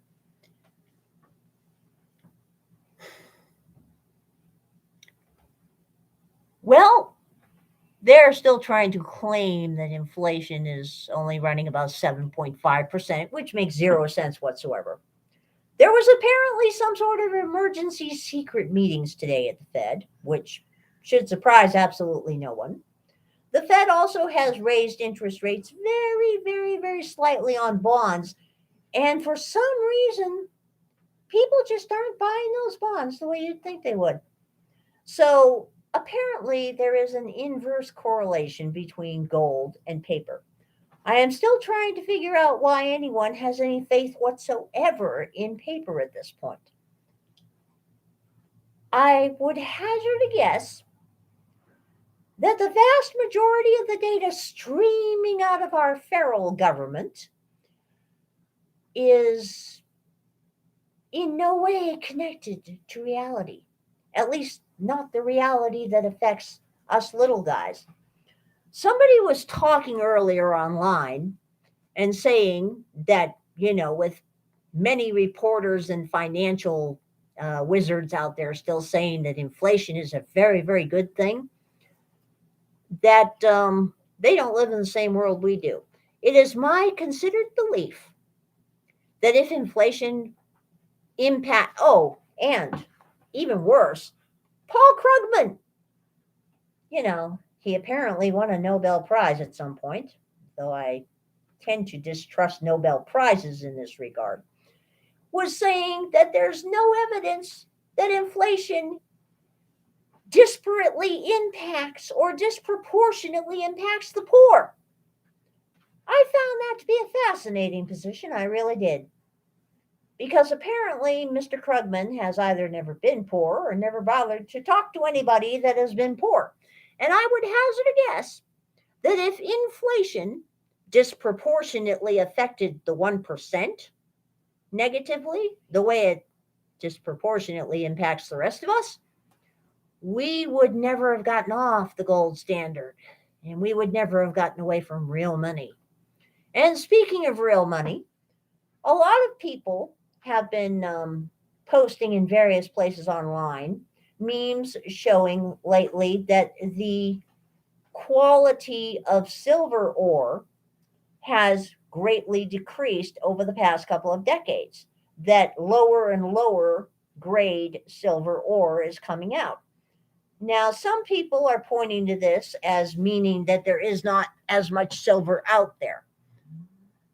What it actually points to is a regulatory influence and an economic influence. The regulatory influence comes into play because if you can't permit new mines and you cannot get exploration permits to find new high-grade ore bodies, then the only mines that you're getting samples from and analysis from are mines that are coming to the end of mine life. They're now getting to the point where the ore they're taking out is just barely economically viable. So, of course, it's a lower grade deposit that they're working on. They already mined out the big grade deposits, the high grade deposits, and the moderate grade deposits. So they're now still working on the low grade deposits because certain governments, obviously I'm not talking about our government, but certain governments are not issuing new exploration permits. And they're not allowing new mines that have high grade deposits that have been found to open. And certain environmental groups are spending massive amounts of money to make sure that mines can't open. So, as a result, your average ore grade is going to go down over time. Another aspect of this that works sort of in the opposite way is because mining technology has advanced over the years and extraction technology has advanced over the years. And because the price of silver is slowly but surely rising, though it is still highly, highly undervalued, it is possible to continue to mine these low-grade deposits at a profit. Not as much of a profit, but still a profit. So while we are seeing a shrinkage in some ways in the silver that's coming out, there's still plenty of it out there. It's just a question of can we get it out of the ground? So yeah. Yeah, they gave Yasser Arafat a Nobel Peace Prize. Well, we all know the Nobel Peace Prize is a purely political thing. Nobel Peace Prizes are as political as you can get. They are given out as political statements. That's what they're for. They have nothing to do with an actual peace prize. They very seldom, and it's usually a coincidence, I'm sure, go to someone that actually has furthered the cause of peace. Now, at this point, just about the only Nobel Prize that I actually still have some faith in is the ones in mathematics. The science ones I'm beginning to get really sketchy vibes about. But mathematics still seems to be the least pay for play of the Nobel Prizes here. That's the way that goes. But at this point, it is critical to take a look at gold and silver. Consensus of opinion is still showing that gold could well end up north of $2,500 an ounce within the next year. Consensus of opinion still indicates that silver could end up well north of $50 an ounce in this year. There is still a whole lot more silver out there, and between the two metals, silver has a far wider applicability. Gold is used in some limited technological things. Silver is used in medicine. It's used in every tech product on the planet. It's used in solar panels. It's used in a far wider range, and it is a much more approachable metal as a money for the common man. It is the main money for normal people. So if ever there was a time to commit to buying an ounce of silver a week in and week out, this would be a good time to do it. And yes, gold is used in some medications as well. There's some very expensive ones too. And that is true, Chris. It is hard to buy your way into proving Fermat's last theorem. Roberts, some very, very bizarre things are going on in Canada at the moment. It seems that a certain despot who has really, really bad taste in socks has decided that he's going to throw a monumental hissy fit up there. Really monumental hissy fit. And the banks, no surprise to anyone, the banks are actually falling in line with this, which once again, if anyone out there still trusts any banking institution or any money of any kind, fiat or otherwise, that is not directly in your hot little hands, you might start rethinking this position. Because as it stands, apparently there are people who are not yet looking at what happened in Canada today with a great deal of askance. And I have no idea why that is. Because I'll tell you right now, that dude is really scary. And the chick that he has in charge of his finance department is really scary too. And I am betting that our administration is watching this and taking notes, at least the members of our administration that are not senile. And it should be noted that everybody might want to look up what Nancy Pelosi had to say about our dear, beloved, fearless leader today. Bless her heart, I think she's in love with that old man. Because I'll tell you, the person she described and named as Joe Biden is almost but not quite entirely unlike our president in any regard. And she was absolutely sincere about this. You know, I bet she has the hots for him so bad that she would even part with some of her gourmet ice cream if she could share it with him in private without Dr. Jill around. But one never knows. I hesitate to imagine what that encounter would look like. I mean, that's nightmare-inducing stuff. Price inflation rates shoot above the 1980 peak. Yeah, on paper, they're above 1980. In reality, they're somewhere around 1925 at this point, okay? Americans get fed a lot of BS when it comes to price inflation. Really? Never would have known that. Prices in the U.S. are rising faster than they were in the late 1970s when gas shortages triggered an economic crisis. Wow. And here I thought lava lamps coming back was just a coincidence. Today, supply chain disruptions and exploding prices are also nearing crisis levels. Meanwhile, there has been a dramatic rise in dishonesty among politicians. Wow, how do you go above infinite? Is there a number beyond infinite? I mean, we've got finite infinity. We've got infinite infinity. Is there an uber infinite infinity going on here that I don't know about yet? Yeah. Anyway, the dramatic rise in dishonesty among politicians, bankers, and corporate press on this subject, which should come as a surprise to no one. They hide the truth on inflation for a couple of reasons. For starters, the establishment doesn't want people alarmed to the point of dumping dollars and fixed rate debt, such as U.S. treasuries, which, funnily enough, nobody really wants to buy right now. Officials need strong demand for both because the supply they are producing is so massive. U.S. debts and obligations are too large to be honored, at least in today's Federal Reserve note dollars. The politically expedient solution is a default through currency debasement, lessening the real burden of debt and entitlement obligations. The key is to keep Americans docile, holding on to Federal Reserve notes and Treasury debt and getting gradually poorer. The same is true in other nations as well. Andrew Bailey, governor of Britain's central bank, said the quiet part out loud last week. In the sense of saying we do need to see a moderation of wage rises. Now that's painful.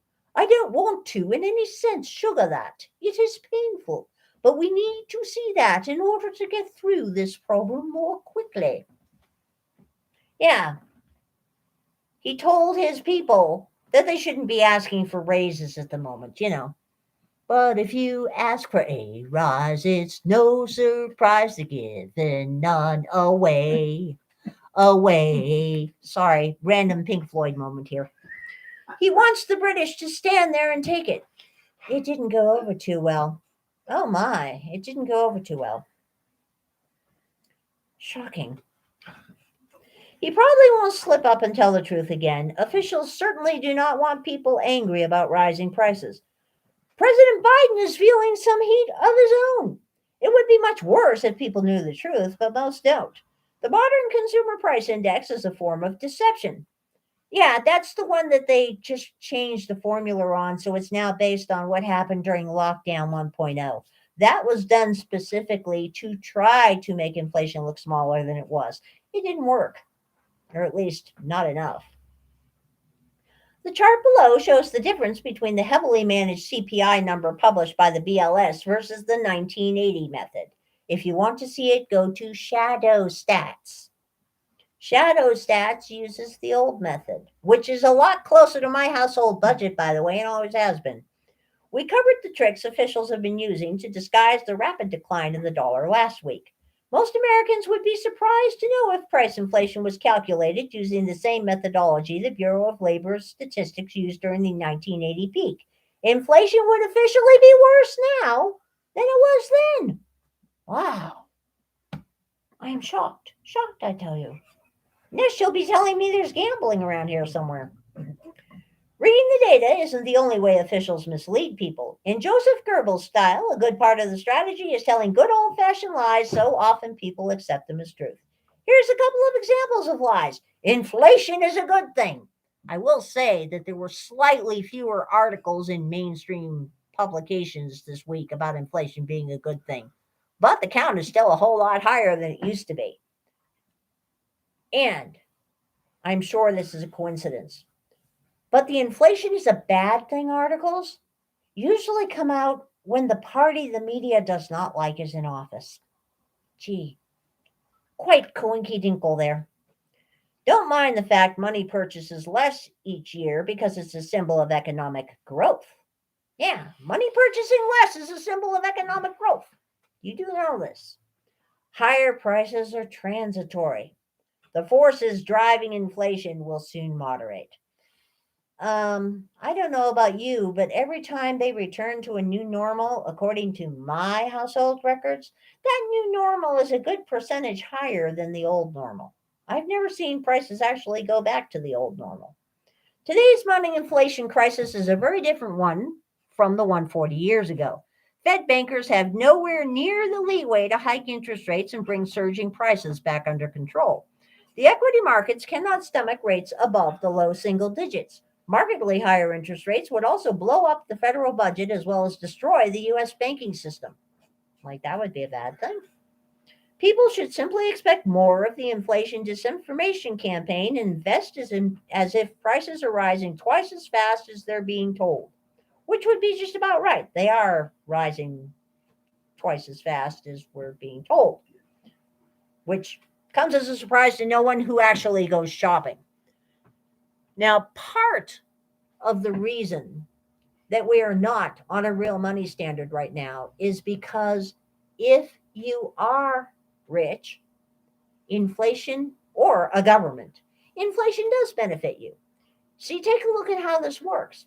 If you're rich or a government, you get to leverage your wealth by borrowing large amounts of money at very, very low interest rates. As inflation goes up and your wages rise, or in the case of the federal government, your tax revenues rise because everybody else's dollars are being inflated, your interest rate is still fixed and low, which means essentially you end up getting to borrow a whole lot of money for extremely low pennies on the dollar or even free. So, yeah, inflation does disproportionately affect the poor. Inflation is a stealth tax that affects everyone, but if you have enough borrowing power and you're in a high enough tax bracket and you have enough solid real assets as opposed to fake stuff, inflation isn't something you really notice, and it works to your advantage. So that's the way that stuff goes. Now, there's some interesting stuff going on in China at the moment. It seems that the panda's real estate market is beginning to visibly topple and begin to physically, visibly decompensate. That bubble looks like it might actually burst fairly soon, unless, of course, the U.S. banks go back to bailing out China since they have invested so much of our money there. We shall see what happens with that. It should also be noted that mortgage rates are beginning to climb at a fairly rapid pace, and we can expect production costs to probably come in over the projected 9.5% increase. It should also be noted that several foreign powers have finally decided to bite the bullet and admit that inflation is worse than they thought it was, including a few countries like Ukraine. Yeah. So other people are actually beginning to discuss the fact that, well, inflation may be worse than we thought it was. This is not going to go away anytime soon. Neither are the supply chain issues, because it turns out that the new contracts coming out on international shipping containers and shipping in general are showing significantly higher rates than they were. This time last year, the baseline for an FEU, which is some sort of a shipping logistics unit here, was about $3,000. The new contracts coming out are showing the base is now anywhere from $6,000 to $8,000. And that doesn't really reflect what people are actually paying to get something from point A to point B, because it's now becoming pretty much a shipper's market.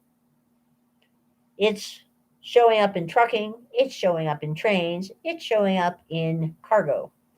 That it is getting harder and harder to get stuff moved, which is going to make things harder and harder for everybody. Oh, and there's a massive super drought predicted for the entire flyover country this year. We shall see. I still have to consult the Farmer's Almanac on that because they're usually more accurate. But that plus fertilizer shortages and seed shortages is going to be a real problem here. State reserve funds are dangerously exposed to inflation. Why are we not surprised by this? The recent explosion in inflation rates caused by runaway debt-funded federal spending and Fed money printing has sparked renewed interest in state legislatures in the role gold and silver play in hedging against systemic risks. With expanding concerns about financial leverage, debt defaults, volatility, and an erosion of purchasing power of the Federal Reserve note dollar, Ohio, Arkansas, West Virginia, Wyoming, Louisiana, and Arizona recently joined dozens of other states in removing tax penalties on buying, selling, and holding gold and silver. This is something you want to look into in your state. If your state is still taxing real money, you need to start a grassroots movement and get that tax taken off real money. If your state has not yet joined Utah and Nevada in producing gold backs for interstate commerce, you might want to find a politician that can see the reasoning behind that as well. Because this is something that should not be taxed. You should not be paying a sales tax on gold and silver. You should not have to buy a minimum amount of gold and silver, like $1,500 worth in the state of California, to not pay sales tax. You should not have to do that. This is our money, and it's time we started getting our money. Meanwhile, several states are considering an allocation of state funds to monetary metals, a way to hedge their investments in fixed income and other assets vulnerable to inflation. Ohio recently followed Texas in making a 3 to 5% gold allocation in its public pensions. And New Hampshire, Oklahoma, Wyoming, and Idaho are examining legislation right now to empower state treasurers to hold gold and silver as reserved assets. If your state decides to do this, make sure the assets are held within your state and not in a Federal Reserve within your state, in a bank that is based in your state within your state. Do not leave your metals out of your control, ever, period. By way of example, the state treasurers in both Oklahoma and Idaho each have $10 billion in taxpayer funds under management, the value of which is rapidly bleeding away through their negative real interest rates. That's because these two states, like most states, have invested almost exclusively in low-interest debt paper, U.S. treasuries. Money market funds, corporate debt, repurchase agreements, and other dollar-denominated debt, including bad mortgages. Substantial debt paper holdings carry both counterparty risk and low nominal yields, with inflation now running 7% at least. The real rate of return for taxpayers is deeply negative, perhaps greater than 5% negative. So they're busily losing your money. A reserve fund with the objective of maintaining the value of principal ought to include an allocation to the money actually prescribed to the states in Article 1, Section 10 of the Constitution, gold and silver. The monetary metals help preserve purchasing power over the medium to longer term and have low correlation to other assets, providing important diversification and financial insurance. Gold and silver are liquid, traded around the clock at full market value, and don't suffer from negative interest rates. The financial security precious metals provide is part of the reason central banks around the world hold them on their balance sheets, with Russia, China, Germany, France, Hungary, Serbia, and Thailand all known to have bolstered their holdings in recent months. Idaho House Bill 522, everybody living in Idaho, pay attention, introduced by Representative Ron Nate, who holds a doctorate in economics, and Oklahoma House Bill 3681, introduced by Representative Sean Roberts, would permit but not require the treasurer to hold a portion of funds in the monetary metals to hedge against the risk of inflation, financial turmoil, and debt default, while potentially securing capital gains.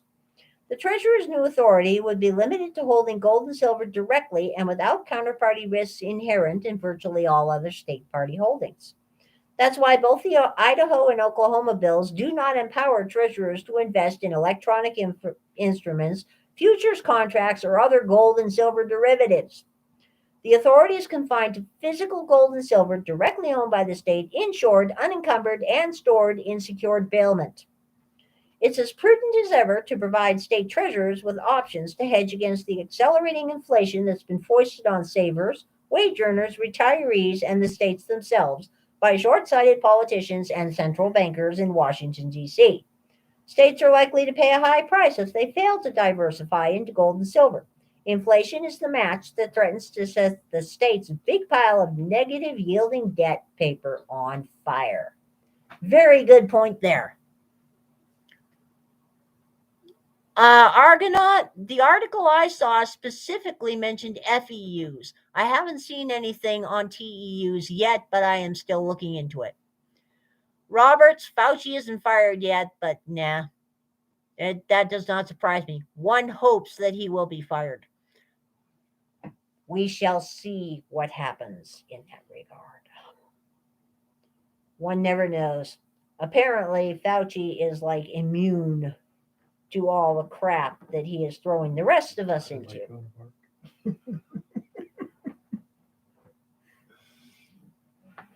But that is basically where we are today. And gold, the live spot right now is 1,877.30, and silver is currently sitting at 23.95, which is not bad at all. We shall see what comes out after that. Now, mortgage rates have now reached the breaking point. Investors need to watch this major market risk. Mortgage rates are at the highest level since 2020, with the 30-year mortgage at 4%. This is in comparison to last year when 30-year was down to 2.8%. The consumer is going to be under pressure, and we already saw mortgage applications go way down in the last few months. That is what is happening in the marketplace, emphasized Ted Oakley, founder of Oxbow Advisors. I suspect the 4% rate on the 30-year mortgage is a breaking point. Oakley discussed mortgages and interest rates and markets with David Lynn, anchor at Kitco News. So you can head over to Kitco News and check that one out. Oakley gave an example of a consumer taking out a $400,000 mortgage today. Let's just contemplate that they consider that to be a normal mortgage today. That should be enough to worry people. It will be up 20% from where it was a year ago on the payment. If the payment goes up 20% and the home rises 20%, all of a sudden we get into that territory that you're locked into. Then you have a situation where the Fed will probably raise rates into a slowing economy, which they always do because they're always late. The consumer will be impacted significantly because they will have higher mortgage payments, plus we don't have Fed stimulus like we had last year. All the business people that sell houses or cars or anything else, they say payments are what matters to consumers, and those payments are going up. Oakley continued speaking about the possible interest rate hikes and inflation. You can't really believe the Fed because they're always late on everything they do. When they finally raise rates in a slowing economy, then all of a sudden oil spikes. That's a tax on 50 to 60% of people who live from paycheck to paycheck. Oil, by the way, is around $95 a barrel now. I don't even want to see what happens when it goes over 120, which is where some people are forecasting it will be very shortly. We will see the economic slowdown not necessarily going away and inflation dropping as well, and both will impact the markets. The current rate of inflation is 7.5%. Yeah. But it could go back down all the way to 1.2%. Yeah. But it will certainly go back to 3% before it's all over because the economy just couldn't tolerate it. The question is, are we talking real 3% where it hasn't been in about 25 years, or are we talking Fed 3%? Discussing equity investments, Oakley suggested investors should make sure they have enough liquidity for new opportunities. If you don't have any liquidity and you get in a situation where things are really attractive, you have some real opportunity, but you can't take advantage of it. Oakley expects the economic slowdown to cause stock market fears, as well it should. I think what happens is selling begets selling. Every time the market sells off 10%, all of a sudden it comes back a bit. Investors like the idea of buying on the dip. But there's a spot in here, and we think that it is this year that buying on the dip will no longer work, at least not in the short run, but perhaps in the long run. Well, how deep a dip are we talking about here? There's a good question. We think to get to a normalization of where you want to put more cash to work, you need to have more than a 10% sell-off. Now, that is an interesting statement to make publicly. It really is when you think about what this man is saying. More on mortgage, interest rates, markets, etc. Go to Kitco News and watch the link, because I'll tell you, Kitco News does occasionally have good stuff, though they pay far less attention to silver than they should. Okay? Don't get me wrong. I love Professor Hardrock's little tiny gold balls. I think a man with gold balls is really cool. I do. I mean, I'm going to get him a nice t-shirt that's black and says in big white letters, I have gold balls. Okay? I'm going to get him one. But really, I'd like to see some nice large silver balls myself, you know, and it's just a thing with me. I like silver balls. Okay?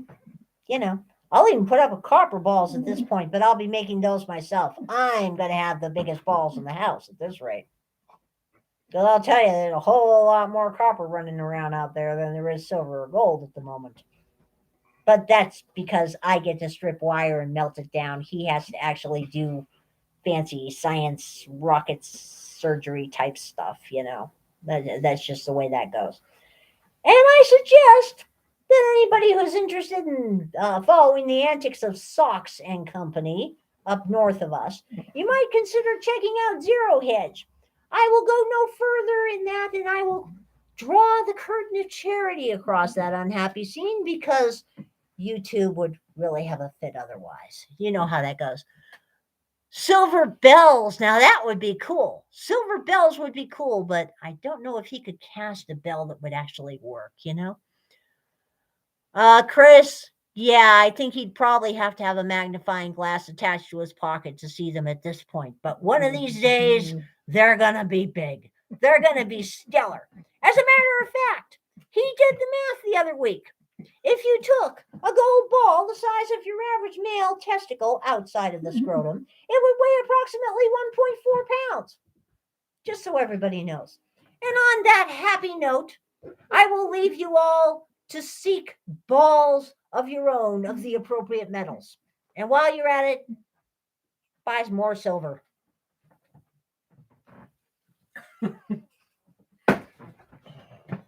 Oh boy, oh boy, oh boy. Light speed, light speed. Woo! All right. Jim, could you check between my shoulder blades and pull that Knife. Yeah. Pull the knife out. Argonaut Goog job? Must have been. Oh.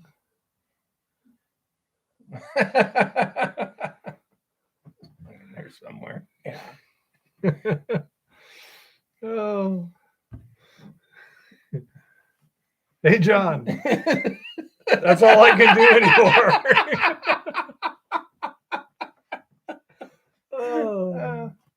Oh my goodness. Everyone's turning into Tom now. He was a bad influence. Oh my goodness. Oh, first time I've seen her actually lose viewers. Oh, it was down to. Oh, by the way, do you guys still like the sign language interpretation or not? Is it annoying or is it funny? Just let me know. Yeah. Let him. Anyhow, so on that note, I'll try and regain some semblance of thought process here. This is where we need to listen to AC/DC. Okay. John says, no, I guess that means he doesn't like the sign language. When you're not too busy busting up. Yeah, Kodak's, now he's got a smiley face. Patrick's on. Dara's a good comrade. Annoyingly funny. Ooh, I like that. I like being annoyingly funny. Yeah. Well, Oh, great. Now y'all are encouraging him. You're the one who told me to. Yeah, but I can use the exercise. It's wintertime. yeah. Oh, my He goodness. definitely could use the exercise. Oh, there it goes again. Okay. Anyhow.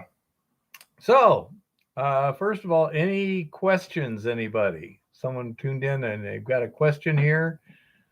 Back to. And for those who came late, we're still trying to figure out. Well, she doesn't see it at all. No, yeah, he's behind her enough that. which might be a good thing.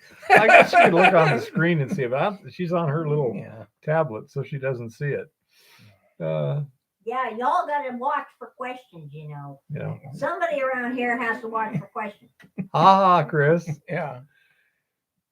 I don't know. Robert's happenings could be taken more than one way, I think. But oh, so anyhow, when it comes to the processing and testing and stuff, I went through earlier in the evening, and you can look at it on the replay, the various methods they use for testing for gold. And so the problem with all of them is none of them are perfect. And the issue of now that I've got this discrepancy is I don't know which one isn't perfect. So say we're going to resolve the issue, but it will probably take some time and effort.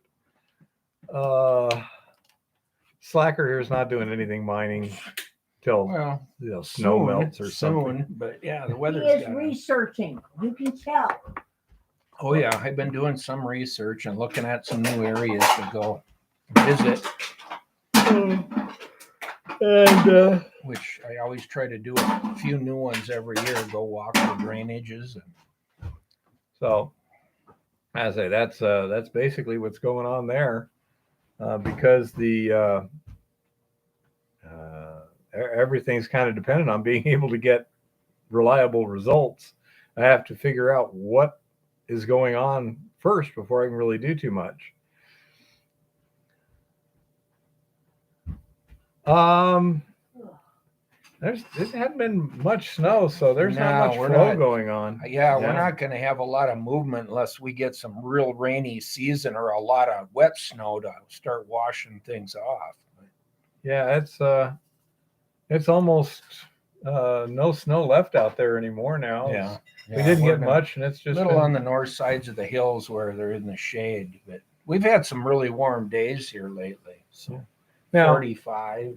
I was thinking earlier, is it better to have kind of a warm spring that melts the snow gently and avoids runoff, or do you want a heavy snowpack with a lot of melt late in the season for the grass and things like that? Which works better for the grass? Ideally, wet heavy snows later better. Okay. But because even like this snow around here just melted, but it actually evaporates more than it soaks in. Where back in the Midwest where I was from, it pretty much soaks in. We didn't have the evaporation as much. Jeff, on my bottle rolls with the round bottles that I have, it pretty much is just sliding along the bottom. It's not coming up and tumbling down.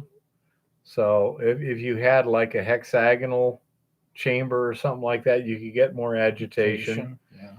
Yeah. So Goldstream says global warming is helping him out. Yeah, we're not getting doodly for significant runoff. No, it's going to be a dry season here if we don't get some snow or rain, in April and May. Well, I'm supposed to visit my daughters again in May. They're going to be coming up probably to Yellowstone. I'll go meet. So it'll probably snow again. Oh yeah, right. Whenever I go meet them, it'll be snowing the first week of June. It always does, just whether it amounts to anything or not. Yeah, that was funny because it was late May, the weekend before Memorial Day, and it was snowing. Yeah. Where those pictures came from. Yeah, that was hilarious. But I was proud of them because they weren't whining a bit. They were camping in the snow. They had a tent and stuff, but they weren't whining at all. It was tolerable. Well, that would be La Nina and El Nino, Roberts. I can tell you're not a native Spanish speaker. Where are you at, Resort Dog? Do you remember? No, I don't. I don't know. Yeah, I think that's an advantageous time period, John. I agree. Between ice ages, Yeah. that's kind of ideal. It's not too hard to hit the sweet spot there, but you know, you never know how long it's going to stay open. You know. Yeah, Robert. Somebody also brought up an interesting point. Okay. According to them, when you look at the Milankovitch cycles and stuff, Yeah. we should actually be in a cooling period right now. And it's actually staying pretty saying stable. we're kind of heading into that right Well, now. And maybe the global warming is preventing glaciation. Oh, So you never know. I'm going, hey, that's so if we clean our act, we all die of the ice, you know.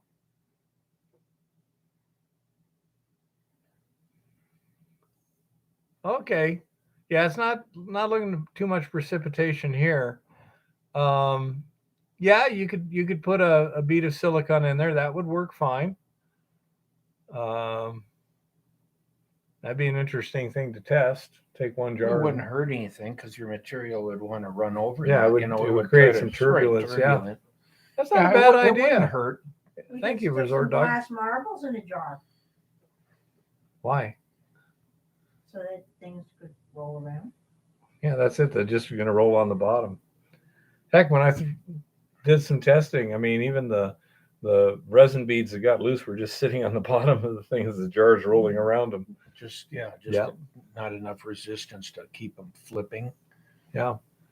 So I'm thinking that whole idea of the silicone bead, that has some interesting possibilities. I like that. Thank you, Resort Dog. Maybe a squiggle of silicone caulk. You know? Probably Well, perpendicular to even the line just- of flow even would be just- about the best. Yeah, just a line would give you a little bit of like a riffle or a jump. You'd have to Yeah. jump and roll a little. Yeah, it's going to create Right. turbulence behind it, if Yeah. nothing else. Interesting idea.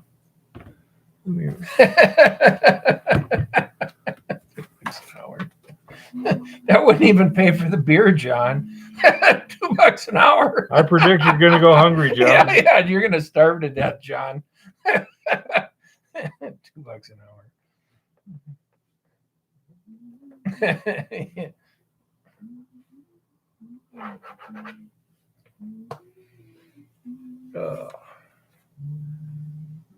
Yeah, that's true, Chris. Silicone can have weird reactions to some things too.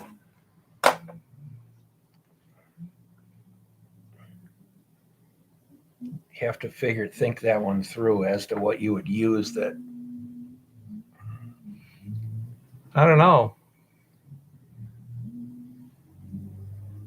I haven't seen silicone emitting much in the way of oils. You could use a,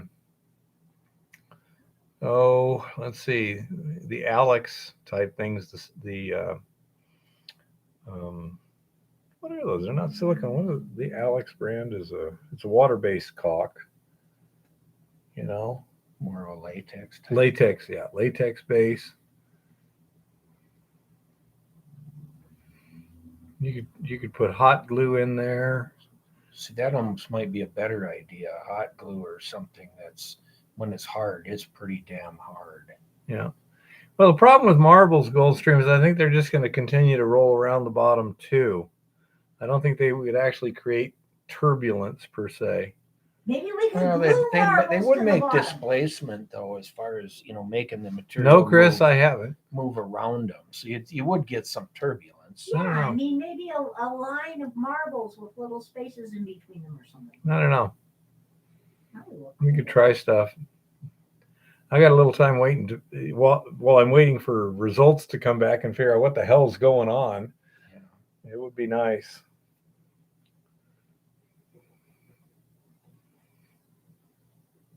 No, I haven't, Chris. Yeah, it'll bleed whatever is in the silicone, it'll bleed. So it does have some.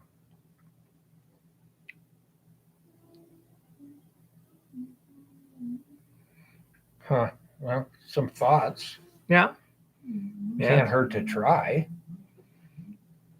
Yeah. Let's say you got the latex caulks, and there's a butyl rubber caulk. I wouldn't want to use any kind of asphalt anything.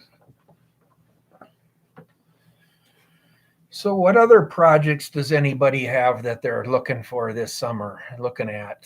I see Goldstream mentioned he had some new ground there.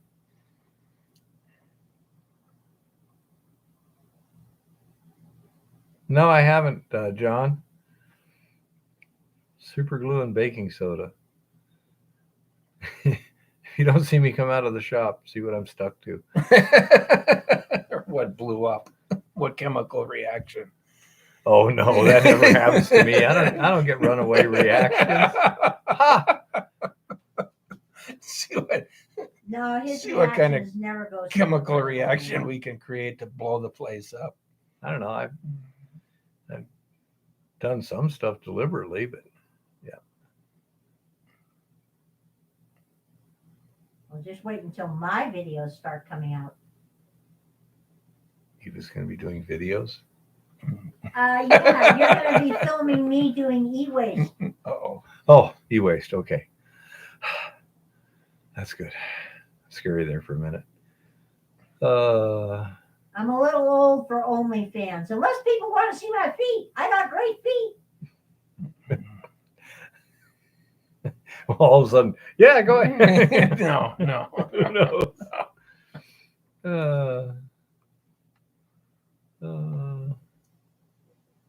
Go ahead and laugh. I hear feet are really popular. You could also take some kind of plastic rods and glue them to the side. You know, with some kind of latex rod. caulk or hot glue or something like that. Trying to figure out what to sell to get a truck back on the road, huh? Ooh, that can be tough. What can you live without the most and get the most money for? I had to sell some guns a few years ago, which really pissed me off. You know, unless it's made out of gold, that's not going to work too well, Chris.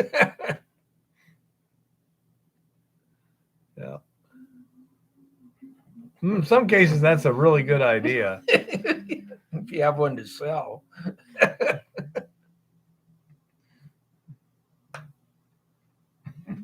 You know, somehow that doesn't surprise me, Lauren.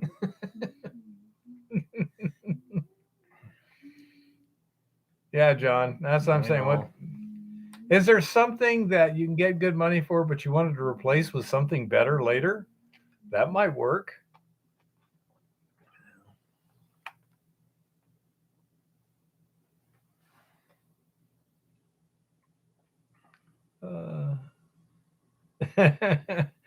You'll have to convince Eva.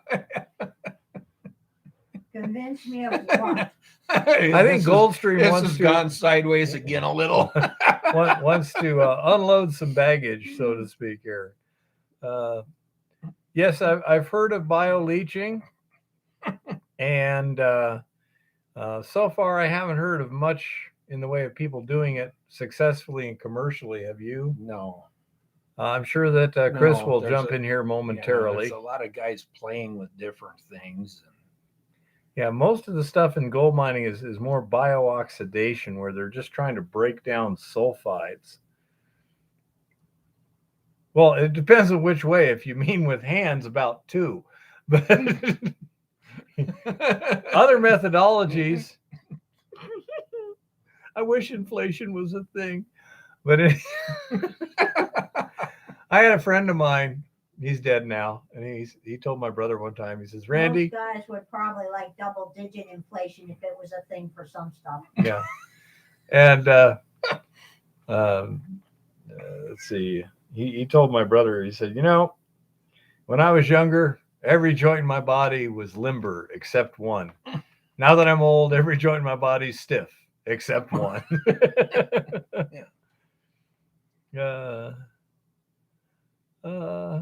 Chris seemed to like your snide comment.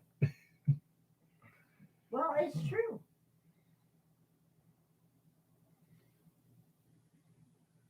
Not in this country. I presume not in Kanukistan either.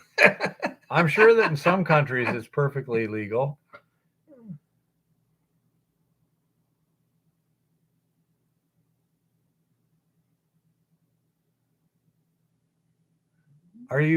it says Argonaut Lammer airflow. Do you mean laminar Yeah. airflows, I presume? That's the way I took it. You're trying to figure out where the deposits are?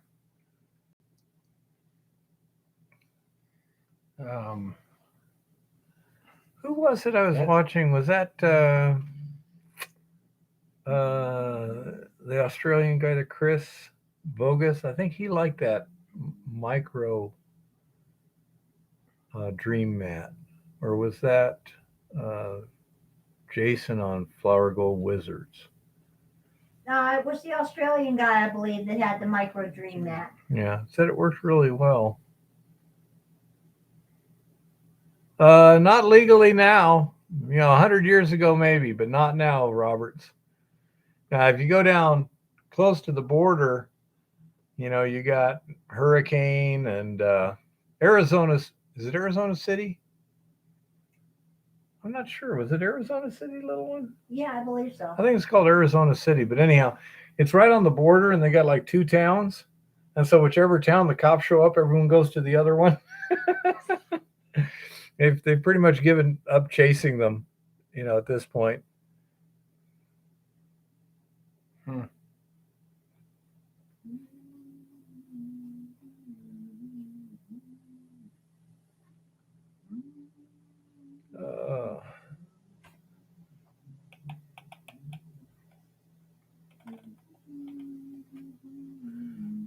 Did you catch Jason's last video of breaking ice in the creek? Oh yeah, yeah. 8 below, 10 below zero. I thought I made a comment to him that now you are truly a prospector because you're tougher than me.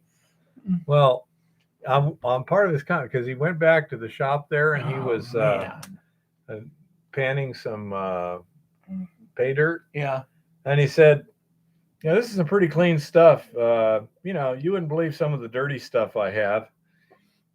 So I commented, says, does your wife know about this dirty stuff? He said back, I hope not.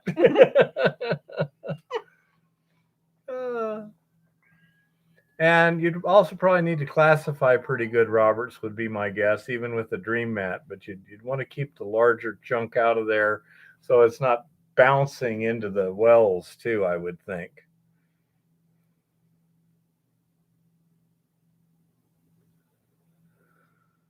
Oh.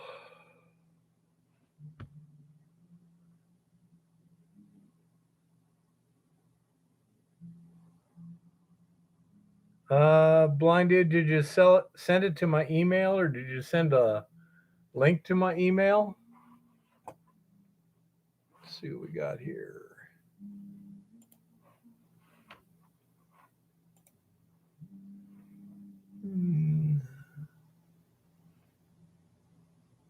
That's not it.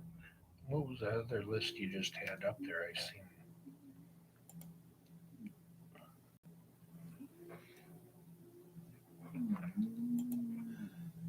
And Richard, yes, it went through. Yeah, it showed up there. And the notification showed up.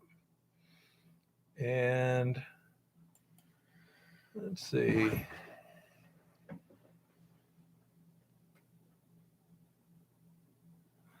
Okay, so that's something else. Okay. Okay, I don't see anything, blind dude, yet.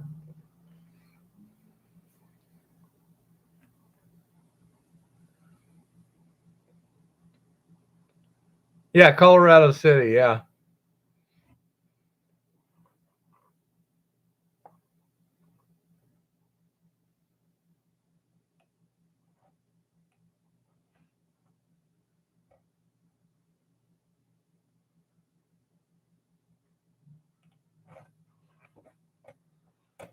Okay, let me see.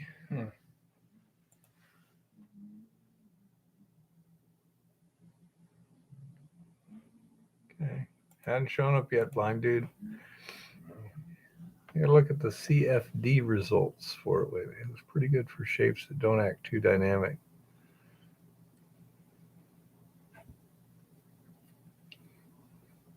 What would you recommend there, Jim? Per minute. Well, 9 or 10 degrees is probably close. 9 per minute per inch.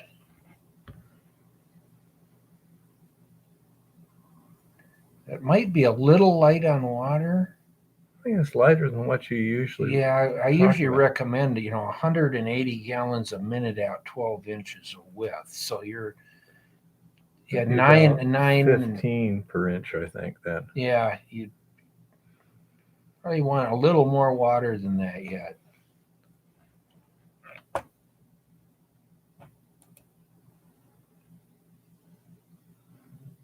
Let's try reloading that and see if it showed up.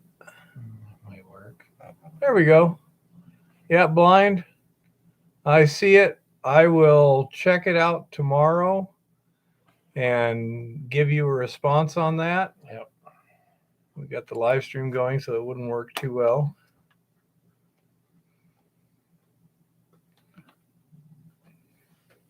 Oh.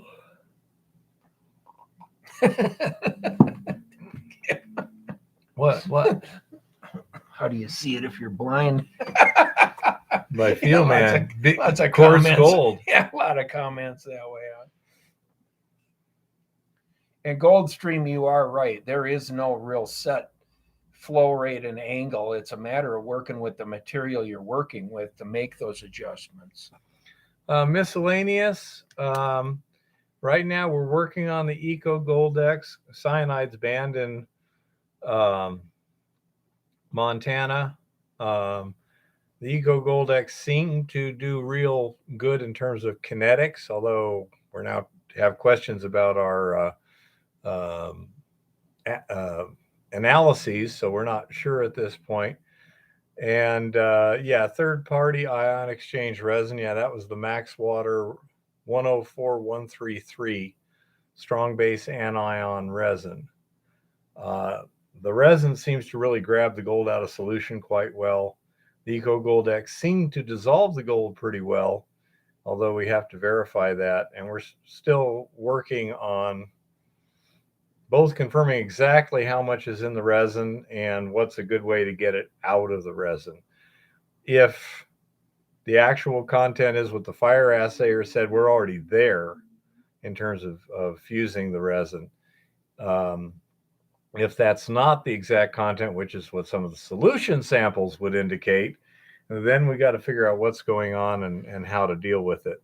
But until we find out what's going on, it's awfully hard to deal with it.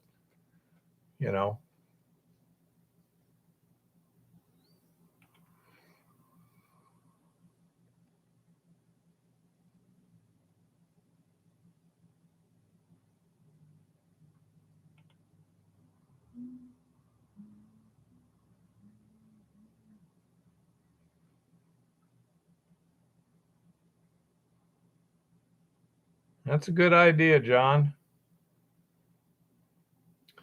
Yes, gold miner. I tried dissolving the gold in aqua regia. I reacted it for several days. It seemed to be active. The little beads were generating gas bubbles going to the top, losing the gas bubbles, dropping to the bottom.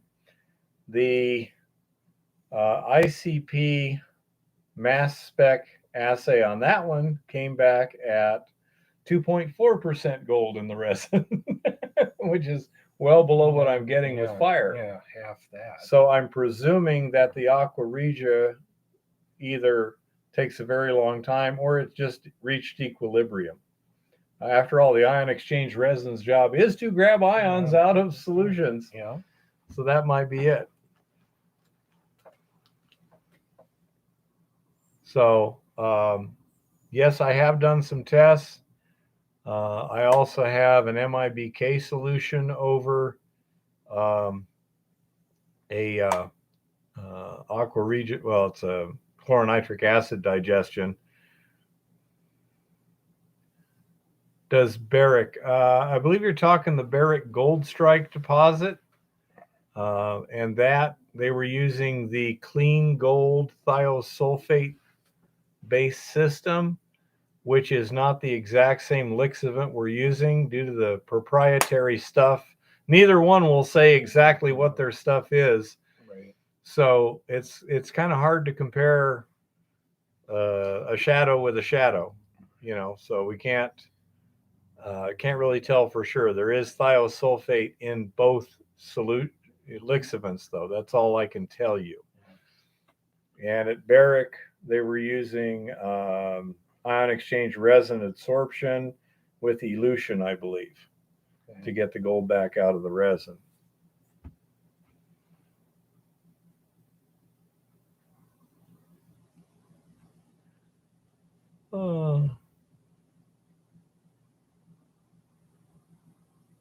Of course, tuning is required, Chris. Nothing can ever be simple.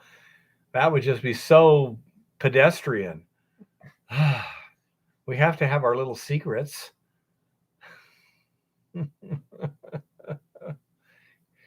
Okay, man, you're in charge. Well, were you? I'll be right back. Yeah. I've been just reading the comments, see what everybody's looks like going silver through. just hit 24, according to Comex. I wouldn't doubt it.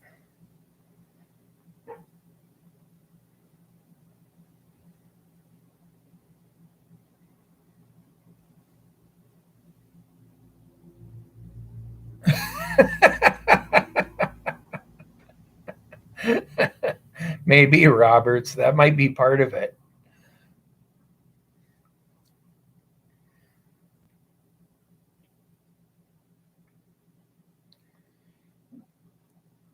Well, Dave, at different operations, depending on ore, they use different ways of doing stuff. I mean, I don't know what Barrick's got for cyanide systems either. That's another similar process, but here in Montana, we can't use cyanide, so they've went to the thio blend here at this point.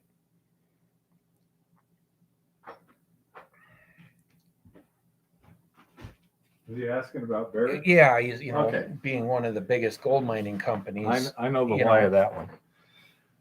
Okay, Barrick, the reason they went to the thiosulfate leach was they have some what they call preg robbing ore. Some of their ore has carbon in it that will grab the gold out of solution. Once you dissolve it in cyanide, then the carbon in the rock grabs it, and then you've lost it forever. Now, the way you usually deal with it, or the way they were doing it was with pressure oxidation. They had like giant pressure cookers, and they would oxidize the ore to get rid of the carbon, and then they would process it with cyanide. But they had many years of ore stockpiled to be processed this way, and rather than wait 20 years to process all the ore, they went to the thiosulfate clean gold methodology, which is poorly adsorbed onto carbon. When you make the thio complex, it doesn't like to stick to carbon like the cyanide complex does. So they could increase the throughput by creating an inexpensive additional leaching circuit. And that's why they did that. It's so they could get the gold now instead of later. And we're talking many years later. So yeah, that's why they did that. It made perfect sense in their situation. And if you had a preg robbing ore, that would be a good reason to seriously consider thiosulfate. But in our case, it's because cyanide is simply illegal. We have no choice to use cyanide. Gold miner, no, I'm not. I don't know that we'll be mining short of some big bulk testing possibly. We got a project that we need to go in and do a lot of test holes. So that kind of at this point is looking like how my summer is going to go, is a lot of testing, which is literally it's a scale of mining, but it's smaller than running lots. I mean, most of our test runs will be 10-yard runs probably, or somewhere in that neighborhood.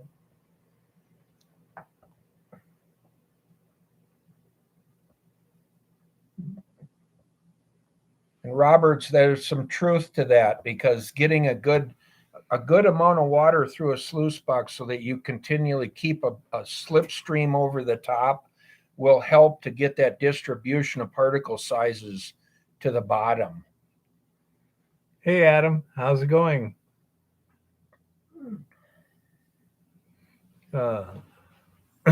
We pretty much talk things Adam. out at this point, Adam. If you got a question or someone else does, throw it out there. Now is a good time for it. Yeah, Goldstream, that's pretty much the way you do it. You use what knowledge you have to try and refine which things you try. Yeah. You took a brutal chemistry test.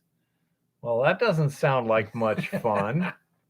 Man, I'm glad I didn't have your evening. Oh, good. We have a chemist in the house. I don't know. He took a test. Yep. Going to school for geology, though, aren't you, Adam? Yeah. Kinetics and equilibrium. Well, yeah. That's what we're having fun with here. Unfortunately, it's more analytical at this point.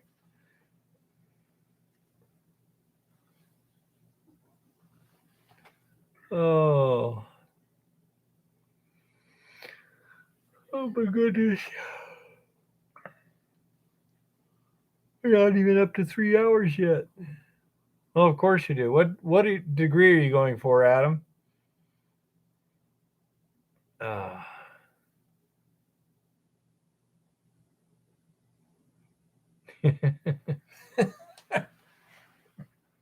wouldn't recommend what Kodak recommends there. Yeah, right. Stay out of that. Careful what you're mixing. Environmental well, of course you'd need chemistry for that. Yep. Absolutely. Especially the environmental end of it. There's lots of things.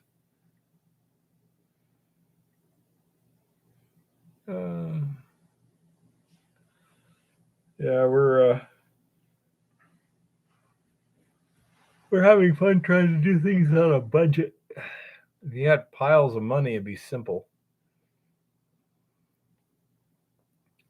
What potential or useful reactions do cyanide and mercury have? Cyanide has a lot of them. Mercury, I don't know any really useful reactions. It can stick to clean metal, which is why they use it to grab gold mechanically out of a flow of material. But cyanide will dissolve a lot of things, and cyanide is used in other chemical reactions too that I'm not terribly familiar with, but I've seen it from time to time. I think even in fire assaying, I think there's times you use sodium cyanide. Oh, really? I think when I was reading the book, there was sodium cyanide in there. Let's see. Huh.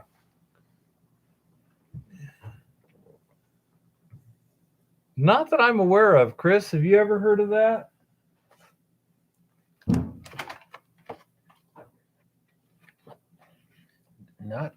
Not that I can think of I've ever read, but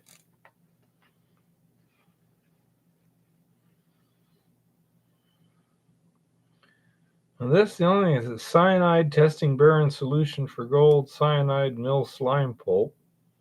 So nothing in the index there that I see. Let's try sodium cyanide and see if that QRS it says you may possibly use them in an organic reaction.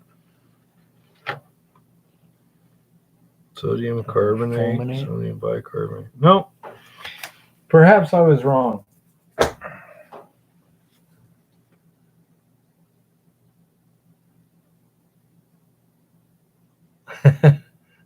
Yeah, Sin's the local chemistry expert, I guess. Okay, you started Sin thinking. Oh boy. If we're lucky, Sin will have a report next week. I don't know. I don't know the answer to that one. What's the question? Anytime they use cyanide and mercury together. Yeah, Not that I know of. Because she's Not a chemist. not that I know.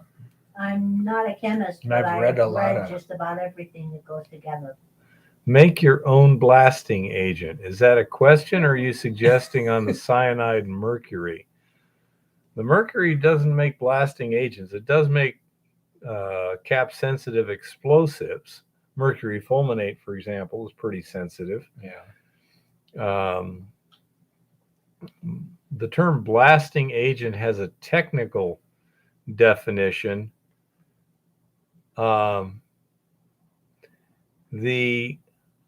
A blasting agent is an explosive that has a lower sensitivity than a Class A. For example, ammonium nitrate fuel oil mix is a blasting agent, not a Class A explosive.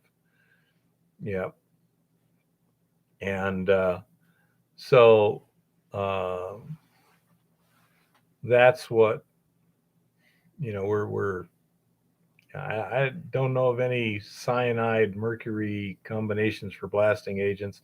Mercury, the only thing I know is mercury fulminate, which is a cap sensitive. It's used in blasting caps and used to be used in primers, but because it's corrosive, remember when they had corrosive ammunition? Yeah. Yeah. Well, then they went to something else, so it didn't corrode your barrels. Eva's son Ryan once used it was a Mosin Nagant, wasn't it? Yeah. It was mine. With old ammunition and didn't clean his barrel. That action is currently sitting in Tucson waiting for the next gun buyback program so we can get paid to destroy it. ANFO, not hard to make. What do they usually use for a detonator? It can be a little harder than you would think, because you need a porous prill for the ammonium nitrate. For a detonator, you need a high explosive charge, which is usually a blasting cap inside, let's say, a Class A explosive.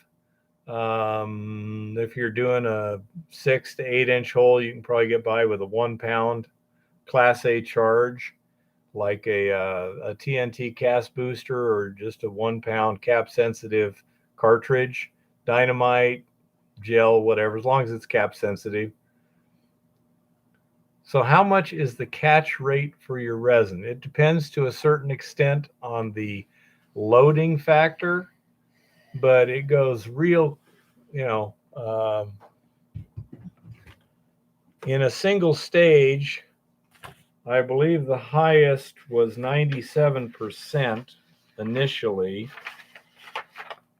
and the where are we here? There's the one I'm looking for. Need one more out of there. Yeah. And in a 3-stage system, we were recovering,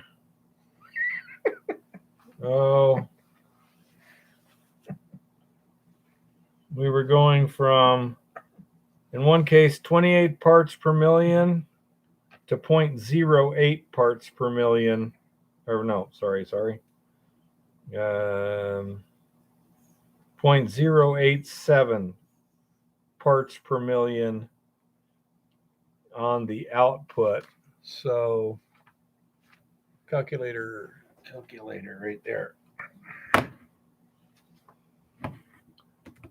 And so we got 0.87 divided by 28.4. So we were getting 97% recovery over the whole system. One thing we found, that once the concentration in solution drops below 1 part per million, your recovery percentage drops way down. Okay. It seems like it has trouble getting gold out of solution once the solution gets down to about 0.8, 0.7 parts per million. It just no longer likes to pick it out of the solution. The equilibrium gets kind of cattywampus. So that's kind of our limitation, is that once you get that solution concentration down to that 0.8, 0.7 parts per million, you're no longer going to get recovery.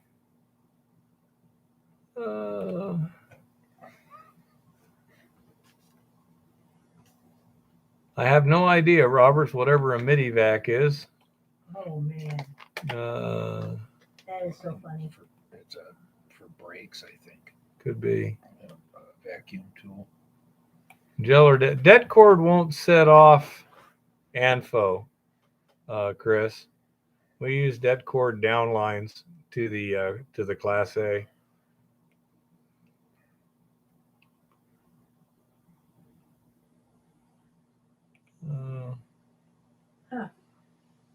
Well, Seattle soda tax has gone horribly wrong.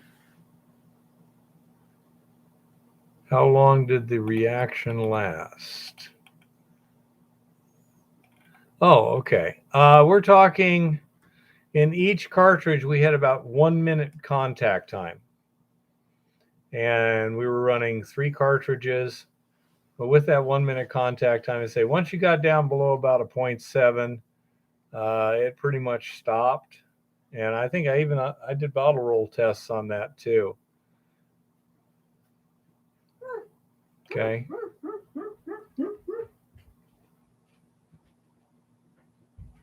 A brake bleeder, huh? Okay. Yeah.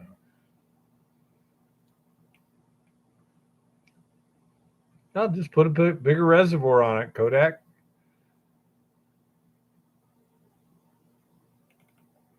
Okay.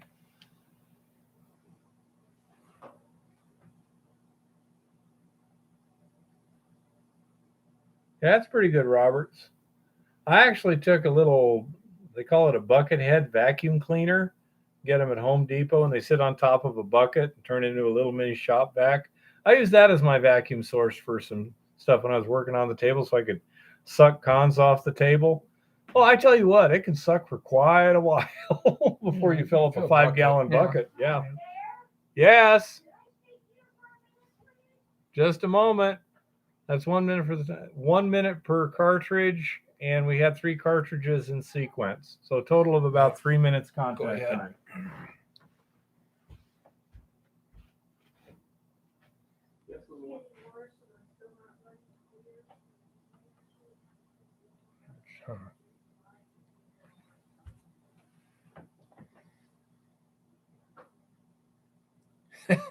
Now, other issues, evidently, Bob.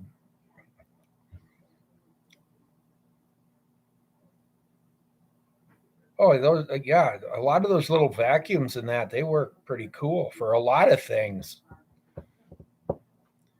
You're out on a site crack cleaning or something even. We used a wet dry vac at the bottom of one placer mine. Once we got to bedrock, got it all cleaned off, we went through and vacuumed all the cracks out. And it's pretty surprising, how 5 gallons of material can yield a lot of gold that you would normally not have gotten. It was worth the effort.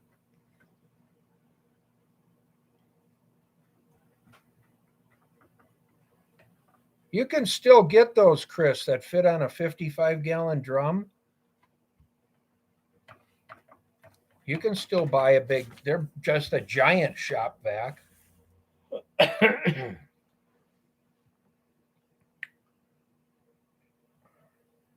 I'm sure you could use an AC powered vac, but you'd have to put proper grounding in to do it, which would be a pain in the butt. Yeah, if you're going to play in water, you might want to have good grounding.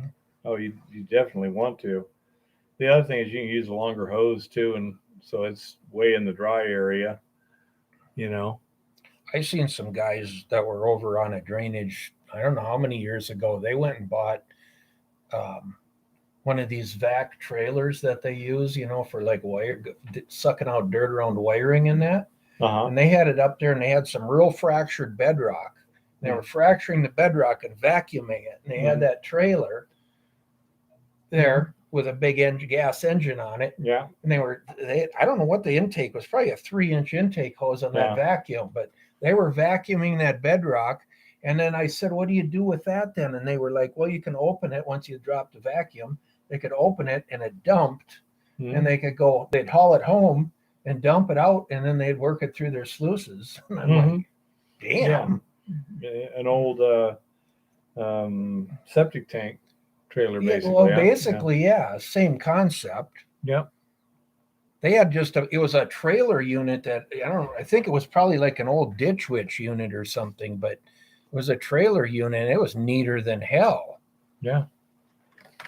Well, in Tucson, the city uses a Uductor truck, which is one of those big vacuum trucks, and they have a like a 125 CFM air compressor, little tow trailer type, with an air lance, and then just blast it loose and then suck it, and suck it up. And that way they don't tear open a pipe or anything. Exactly. But these guys had modified it for actually using it for gold. Yeah. The problem with like a septic truck or something, most of those, the tank doesn't open so you can really dump it unless it's a liquid. Where this trailer had the rear hasps on it like a pressure cooker, where you open, unlock everything and swing the door open, and they could dump it out. Jeff, as far as I know, there's pretty much, you can keep reusing the solution forever as long as you replenish it with more lime and Eco Gold X and water as you go. Adam says, I went to a seminar and learned about Guy's theories of hotspots that aren't always associated with mantle plumes. Interesting. What's the theory? Some kind of like a spreading center or something creating it, or what's the big deal? Not sure. And one of my professors grilled him into asking for more evidence. Well, you come up with a new theory, you better be able to defend it. Yeah. There's always somebody who's thoroughly attached to the old theory, but that's how we make sure the new theories are right before we accept them. Yeah. Prove it. Yeah. Oh, come on, that's no fun.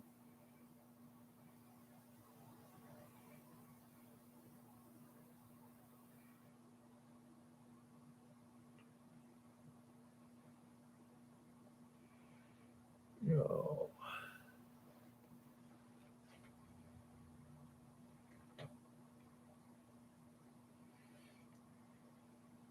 I did watch part of that one, Chris. I didn't I got watch tired any of before Nick's it was over. latest ones. I really need to watch those though.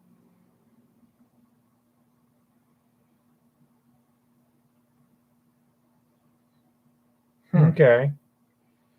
Well, could you have different composition mantle plumes too? I don't know. That's above my pay grade. That's some thinking there that's required to get done. Genuine rocket surgery? No, it's rocks in the head stuff. Yeah, it's a whole different level. Yeah.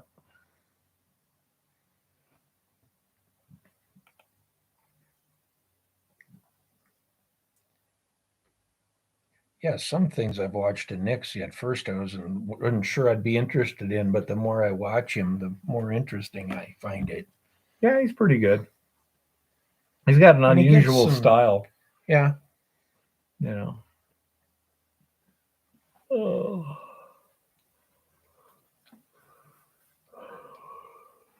Uh-oh.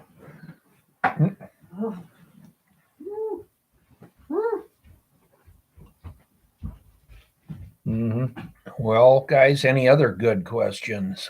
Yeah. Any questions for the crowd here? Yeah.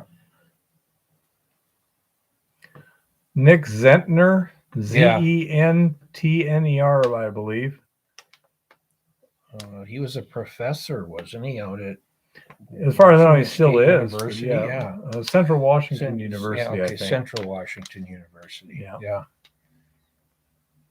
Yeah, his Liberty Gold series is really good in that area, and he knows that area really well. That even made it that much better. Yeah. Yeah, he's got lots of stuff. He basically he's been teaching Geology 101 for like 20 years. Goldstream says he still teaches. Yeah. Godfrey Fitton, huh? I haven't heard that name, but that doesn't surprise me in the slightest. No. You know, this is a great diet. Mm-hmm. I have lost 3 Diet. pounds in 7 hours. Yeah. University of Edinburgh, huh? Edinburgh. I wonder how you actually pronounce that. It's spelled Berg. but it- Edinburgh, Edinburgh. Yeah. Okay. basically.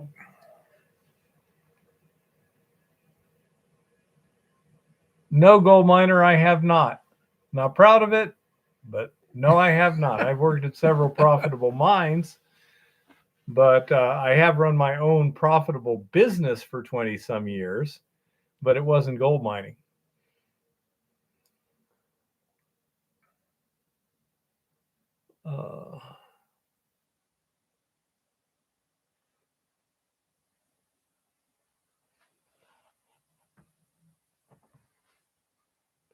And even if I get Montana B running, would I be working? It wouldn't be my own mine for a No, profit. but it's close. It would be It's close because you're so ingrained in it. that- I would consider it to mean, be the I equivalent. think your motivation is partially for yourself in that respect. Oh, I mean, yeah. you're doing the best you can do. Yeah, I mean, I want to meet the challenge of going from nothing to an actual Actual profitable mine, right. mine. Yeah. How many do you know that made a profit? Well, are we looking at small scale or large scale? Because the two mines I worked at were both profitable and highly profitable, but they were, one was by a junior mining company, and the other one was a big multinational mining company. So the ChemGold operation, when I hired up, we had a total of 5 people. So I'd call that small scale. And by the time I left 5 years later, we were producing 3,000 ounces a month, and we were moving 14,000 tons a shift with about 25 people total. So that was a fun time because you started with almost nothing and you watched it build up, and we did all kinds of different things. Well, and you were paying attention. I was the mine operations foreman. I know, that's what I said. Yeah. So you got to see what it took to go the next level. Well, Yeah. we've already made great progress on Montana B. Oh yeah, it's Yeah, just these little technical glitches Yeah, here and right now there's, that are I annoying us. mean, there's small scale mines that have, that are out there that are very well. What's his name? That's usually on here from Florida. Why can't I think of his name? He's not on here tonight. Jason? No. No, got the mine over here. Those guys Oh, are yeah. they're profitable as hell. Oh, Yeah. goat? No, not Dirty Goat. No, not Dirty Goat. He's doing okay too. I think he was on very early, but yeah.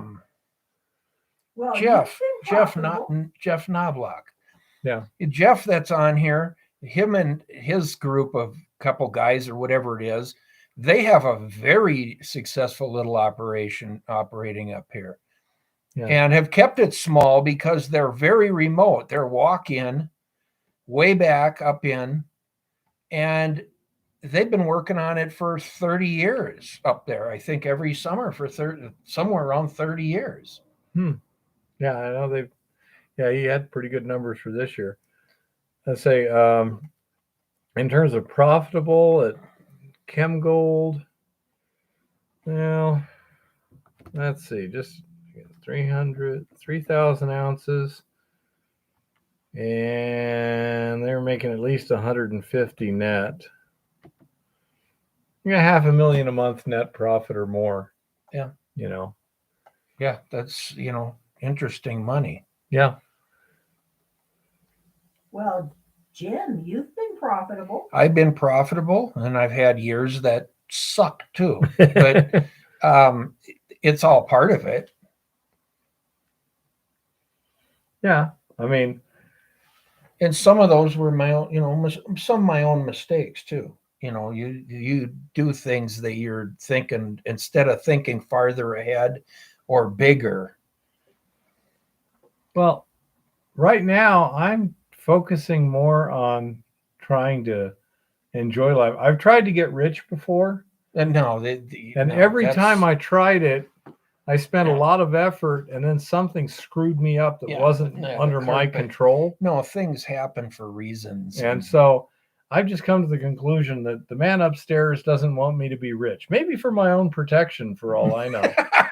Could be. But that doesn't mean I can't have a fun and interesting life. And Rich is highly overrated. well, I consider myself to be wealthy in ways other than money. That's a good comment, Goldstream.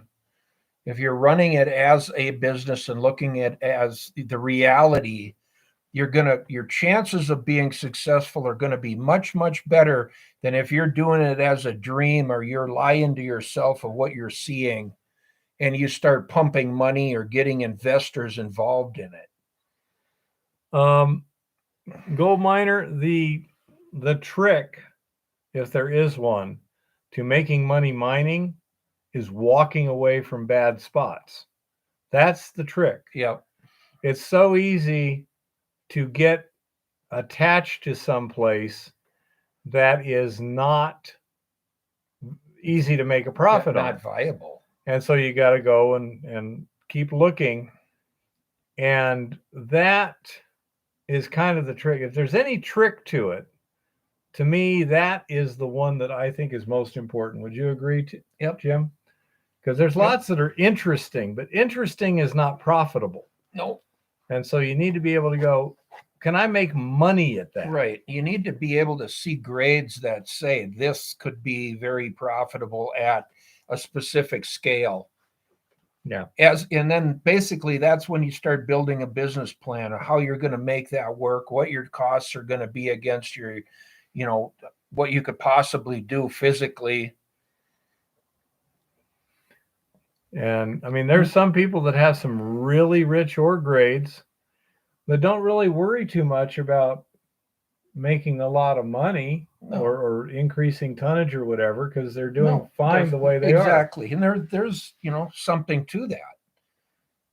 You don't need to get over the top crazy, because what if it does pinch out or Well, and not only that, but if you've got a good ore body in the ground that's making you good money, well, if you mine it faster, you either got to put it in the bank in terms of just, you mine the gold and then you have to store it, or else you convert it to cash and pay taxes on it. Right. Which kind of sucks.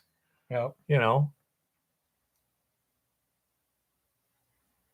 And that's, I'm with you, Goldstream. It's a lifestyle. It's about doing what you love to do, being where you love to be, which has a value that even if it doesn't some days break even or whatever, that's all, it's okay. It was a good day. Yeah. Yeah. I mean, what I'm doing right now, I pay the bills. I got a modest little additional income. All my expenses are paid for. And I have an interesting time, Well, you're always learning, I think. That's part of what the fun is you're always, when you think you know something, you're wrong. So that makes it pretty interesting some days. And reality has a way of teaching you humility. Yeah. There is no rule of thumb for reality. Well, yeah, it's all real. That's one thing about mining is, you are finding it or you aren't finding it. But everything you're doing out there has a level of, it could be danger to it. It could be a good day. There's all kinds of different ways it can go. Yeah, Goldstream, I agree. I'm very happy because of that. Yeah, me too.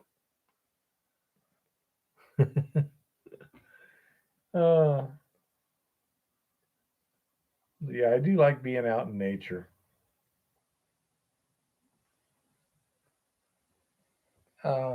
John, that's a good video that Jeff did there for the reason of out hunting.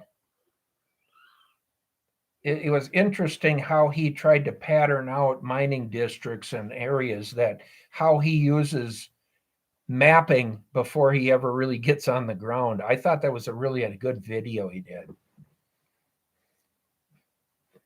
Yeah, gold miner. I suppose there's similar things. I mean, like there's lots of musicians that make a sketchy living, playing in small bands or whatever. They've always got the possibility of going big. Yeah. But it's more the lifestyle or whatever. They enjoy the job. Right. You're right. It has those characteristics to it. Yeah. And plus, I'm fairly flexible in my hours and stuff. And that also has a lot of value. I mean, I ran my own business for a while. And I mean, 1 year I had 1 day off. I didn't have much flexibility at all. That was not much fun. That's Goldstream. That's what I've done, even helping other miners, going up to their mines and looking over their operation, making suggestions, seeing what they're digging. It gets me in other places. I get to see other ways somebody's doing something, as well as hopefully being able to consult for them or whatever. So occasionally there's money involved or a trade. It's all good. Yeah. Plus, I got a camper I built that I can go all over the place with. Like when we wanted to take off to Canuckistan last week. Yeah. It's like, we got the equipment for it. Yeah, just go. Yeah.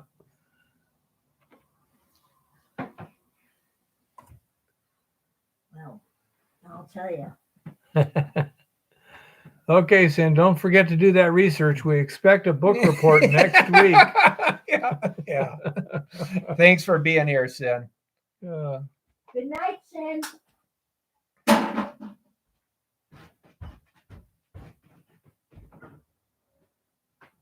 Well, good, Goldstream. Yeah. No, there's you meet some neat people in mining too that you can always learn if you're listening and paying attention. Yep. Well, guys. Any other questions or anything? You keep chewing the fat, I'm going to gain weight. Yeah, I've done that this winter. Too many days home doing research and stuff.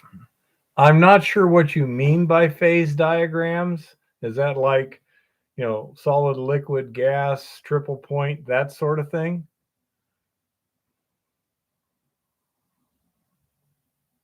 Oh, you'll like it, Argonaut. And not only that, you'll go back and reread lots and lots. By the way, found another book. I didn't find it. Lauren did. The Chemistry of Gold Extraction, I believe was the name of it. Give me that bucket right there, that red one.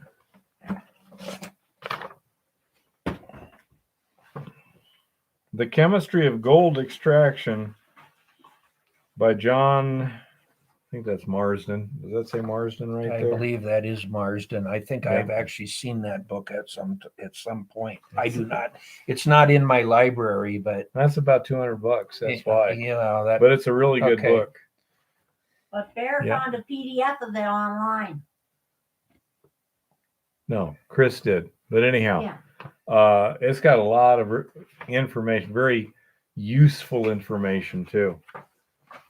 So if you got a couple $100, you really want to learn a lot about gold extraction. That's a good book. Goldstream. I've been out walking every day again, Goldstream, just to get back. Well, Eva's going to the gym, so I've been going with her. It's really annoying. I think, I actually am pretty good short of just putting a few extra pounds on. I mean, I haven't lost any muscle or anything like that, but the first few days in the mountains will be like getting beat up. But. Yeah.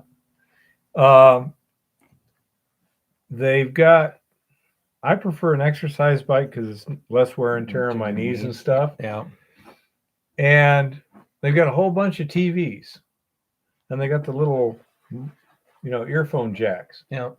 So I go in there and put the earphones on. I figure, okay, I can select whatever TV there. and watch it. There's only about 5 at each one. They're different 5 at each one. But none of them have the Fox News TV that's right there. Although you can get the CNN, which nobody watches over there. And because it's an exercise bike, you can't set it for closed caption. Now on my treadmill, I can set everything for closed caption. And Yeah. on my treadmill, he can hear Fox News. Yeah, but I don't get any exercise. Yeah. So I was like, I don't want to work the treadmill because I want to take it easy on my knees. But Chris will tell you, there's been numerous times. Hello, Paul. Hello, Paul. Where I was breathing heavy, Oh, yeah. you know, for all the time because I'm just doing that Just and keep chatting with going. him. Yeah, Yeah. that's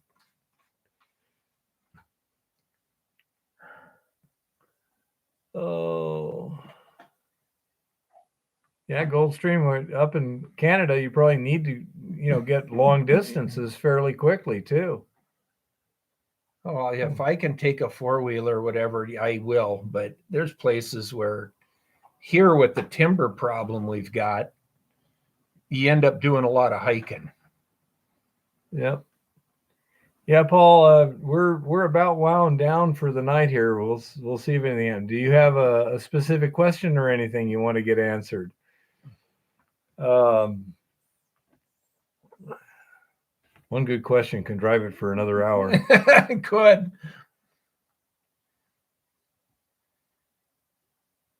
Yeah.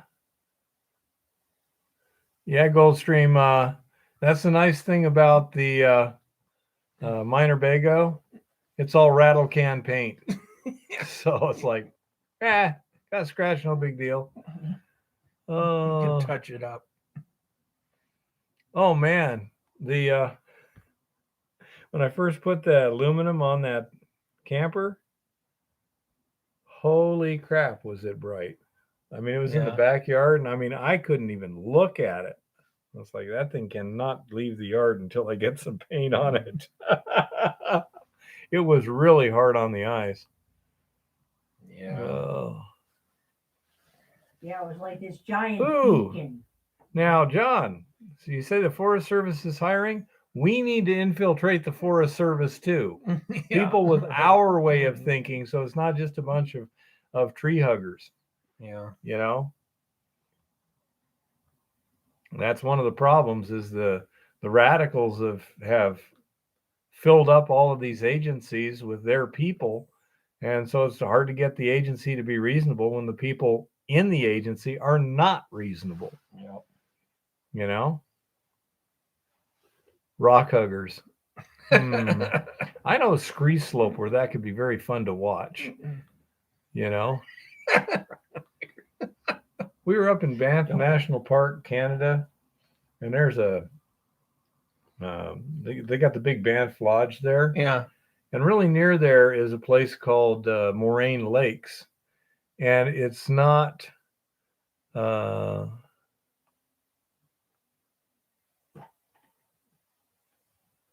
think it was about a 1.5 mile walk or something like that.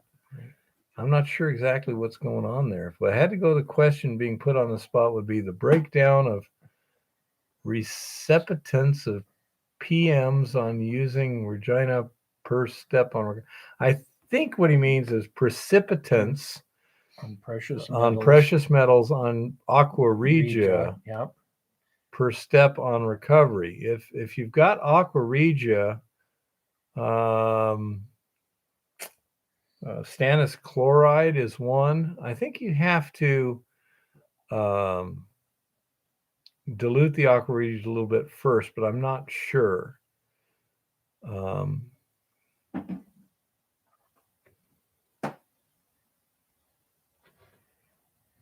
Yeah, it makes sense, Goldstream.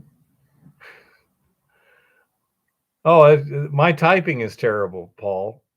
It's not just my spelling, but it's the typing. It gets really ugly. But is that what you wanted?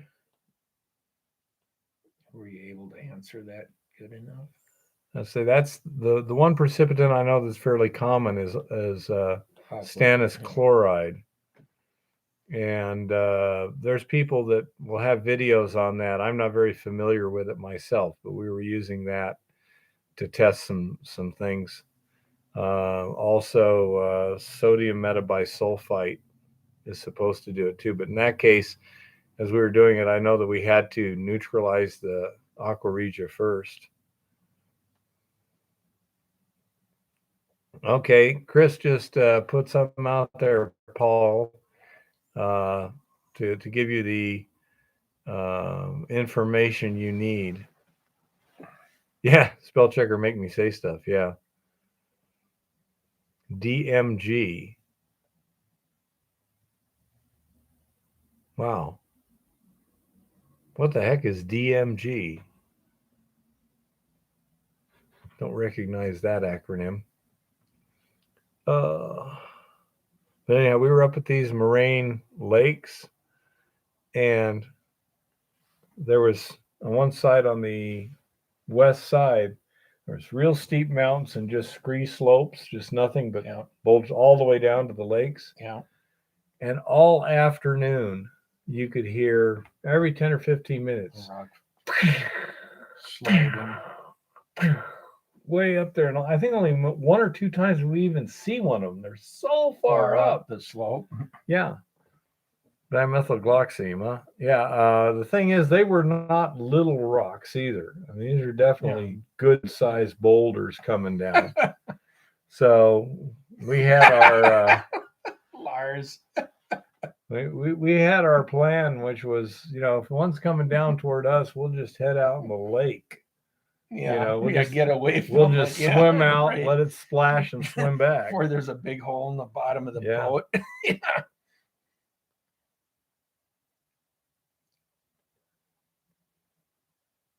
Oh yeah, it was interesting. I'm guessing they were rocks that were held in place by ice or something from the previous winter, and it was finally getting melted. It was fairly high elevation. Not sure where the tree line was. I know at the other end of the lake was a glacier, so it was fairly high up in the mountains there. Yeah. And but that was kind of cool. I would imagine so, Goldstream. We went up to Jasper too. And both the Moraine Lakes and at Jasper, we got, one nice trout at each place. This was back in the days when kids didn't need a fishing license. We were like 15 or 14, something like that at the time. And so we went on that whatever the ice field is. Yeah, I know what you're talking about. But the only thing we get them to bite on was natural bait. Up there in Moraine Lakes, we had to catch us a horsefly. And it's on the way to Jasper, isn't it, Goldstream? I forget what Columbia Ice Field, I believe. But up in Jasper, we had to catch. Okay, something else we'll have to try, Lauren. Yeah, Lauren has some. Yeah, we can try that on the spot test too. But in Jasper, we had to catch a mayfly. You know how small a hook you have to use? Yeah, pretty small. Yeah, but it worked real good. To them. Yep. Now my mom, I've been there. My mom used to travel a lot during the summer, and I've seen a lot of this continent. Never been to Alaska. Okay.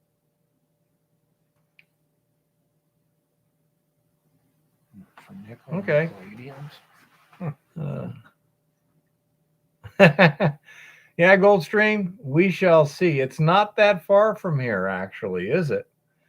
I would love to. Probably what would be cool would be to go through Waterton Lakes up at Glacier, and then over to Banff and up to Jasper. Goldstream says he can take us from Jasper to see some stuff, little one. That would be cool if we could ever get over the border. Yeah, we'll have to wait for, the revolution and counter-revolution to die down in Canada right now. Yeah. Oh, but it is beautiful country up there, Goldstream. I would love to come up there sometime. Eva would love it. I'd love it. I mean, we came through. It was a summer trip. We went up through Lassen National Park, Crater Lake. What's Olympic National Park? Went into Canada at Vancouver. Took the ferry over to Vancouver Island. Went up. I forget the Nanaimo, the northern end of Vancouver Island, and took passenger tickets on the Queen of Prince Rupert up to Prince Rupert and back, which is a gorgeous trip.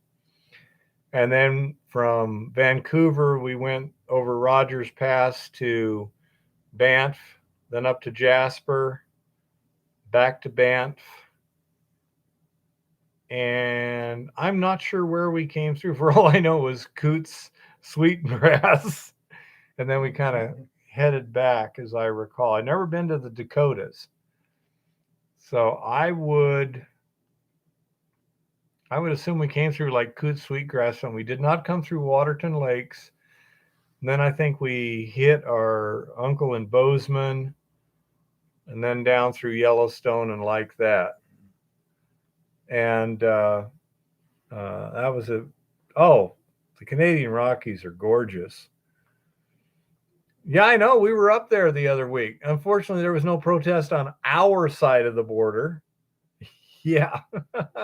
We tried, Goldstream. We tried. We had our flag. We had our shirts. We were ready to go. You know, have you ever showed up for a demonstration and you were it? Yeah, lots more on the Canadian side, apparently. Yeah.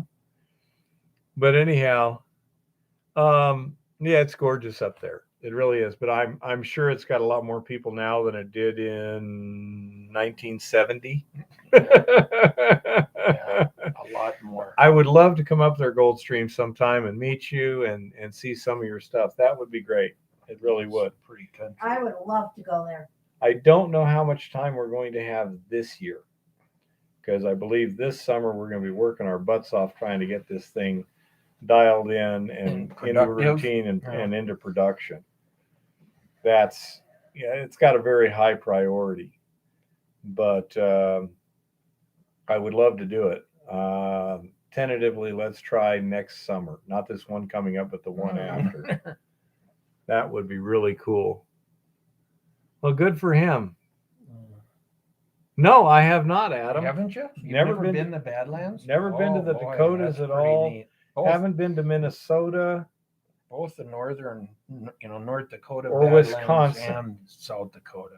I think those are the only 4 states in the continental states I've been in: the Dakotas, Minnesota, and Wisconsin. I believe that's it. Minnesota's pretty cool. We've been too, through the rest of those, and Upper Michigan. I really appreciate all the traveling Mom did when we were teenagers. It was really good. We were old enough that we could do all the muscle stuff, like hitching the trailer and things like that. Mom would drive and did most of the cooking. She didn't like to drive more than about 300 miles a day, so that wasn't very bad. And we stayed at a lot of KOAs. Yeah. Back then, I think it was like $18 a night or something. It wasn't much. And we would look for ones with swimming pools or fishing, preferably both. So we got a lot of fishing in all over the country. And seen a lot of interesting stuff. It really was something to be grateful for, all the traveling we did. Yeah. Yep. Yeah, you don't understand a place at all until you've been there.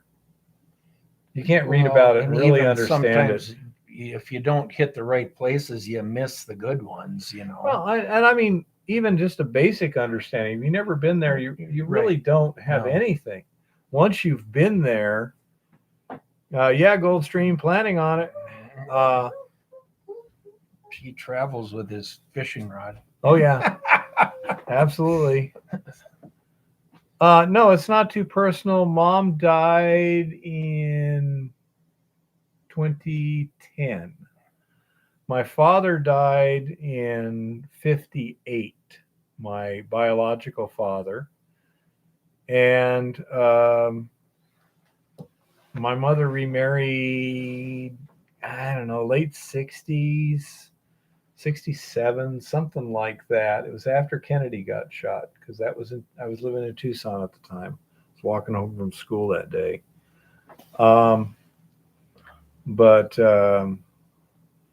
You know, the stepdad, he was good. He was a good man. But my brother is alive. That's my only sibling.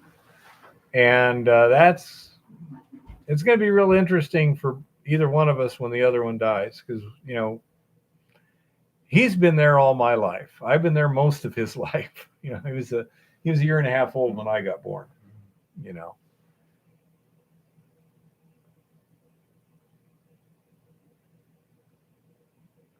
Yeah, that's a problem, Paul, when you're driving professionally, you got to drive.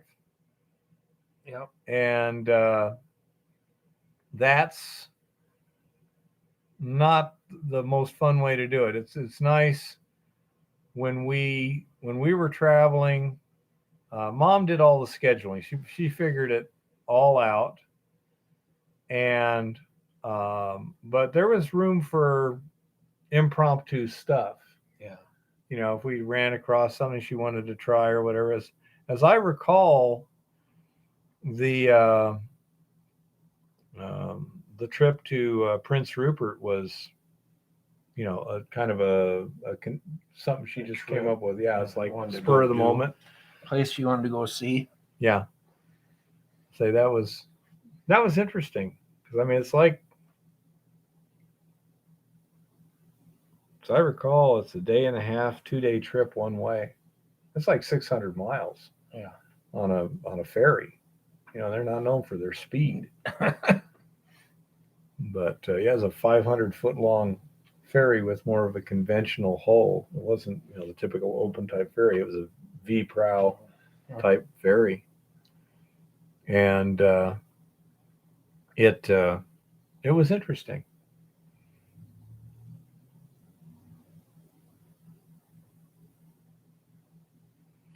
Could be Gulfstream. I'm sure things have changed a lot since I've been there. You know, 1970 roughly. There's a lot of growth been happening since then. But I also bought a couple books on that ferry.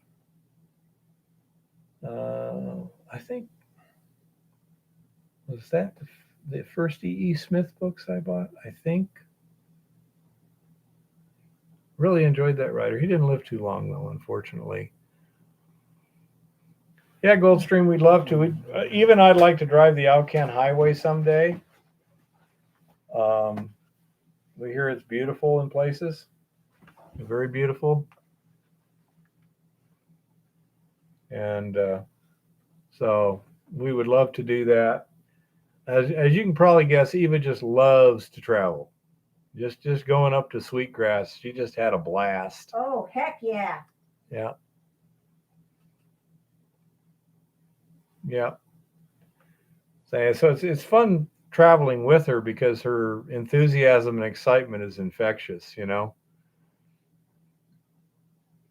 I hear on the Alcan, there's a route that goes across the prairies, but there's also a newer route that travels kind of through the mountains, much closer to the coastline. That's much better. Well, mechanic for road trip. Yeah, it's not a bad idea there, John. Oh, but yeah, it would be fun. But we got a year or two where we got to stay pretty close to home. Yeah. Both because of external, you know, chaos. And also, I've got some obligations I got to complete you got to here. bring a mine into production, at least attempt. Yeah. Oh, if the grade's there, I'll get it. You guys want to watch a good video? I think it was called "Hunting Hidden Treasure," and it was put out by Stock Pulse, who kind of watches the mining industry. And they did a really good one up there on the Yukon and the Klondike and what's going on with modern day prospecting tools. A very enjoyable video. It was on YouTube as well. So it was called Hunting Hidden Treasure. Yep.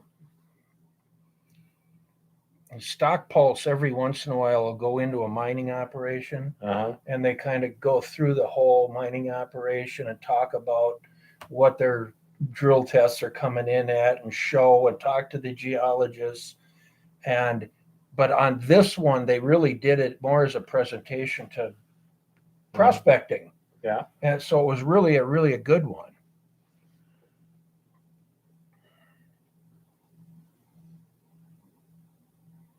A Northern Tropics on the way north on the Alcan. What is a Northern Tropics? Is that a store or what? Have Airstream will travel. Yep. Well, that's a nice thing about the Minor Bago. I mean, we could tow a boat behind it and still do just fine. Yeah. You know, I love being on a boat on a beautiful lake or something like that. It's just special. Yeah, I don't know. I grew up fishing and on boats all the time.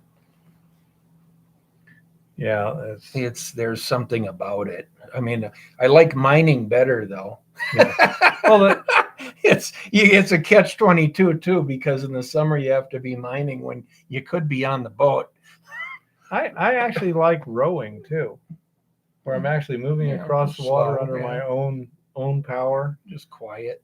It's very quiet and restful. Yeah. Oh, sweet. Goldstream. That's cool. That would be neat to see. Yeah. I've never even heard of it. I'll Neither have to have look I. that one up. What's it called? Northern Tropics? Yeah. I've never even heard of it, Goldstream. I'll have to look it up. Well, let's look it up right now here. And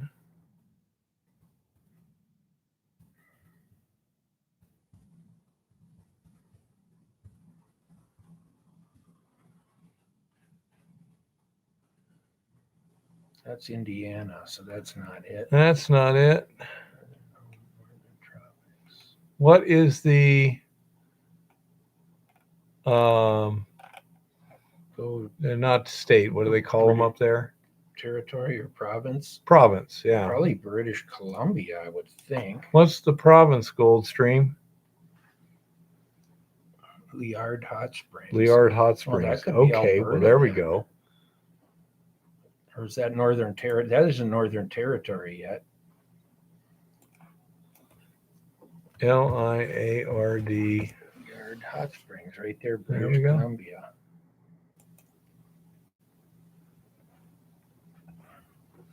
Huh. Provincial Park. This sounds like an interesting place. Let's see. Yeah. Yeah. Huh. 5 amazing hot springs in British Columbia. Ooh. There's Lucier Hot Springs. Liard. Huh. I'll go back to that. Yeah. Anyhow, cool. Interesting. Yeah, Goldstream.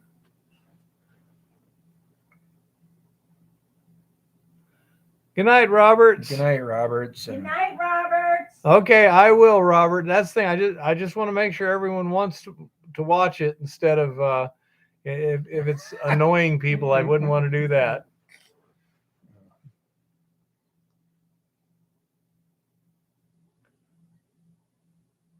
huh. Oh. Okay, I think it's getting about time. Eva needs me to make a run to the store too. Yeah, So we better call it a night here. Anyone got any final questions or anything?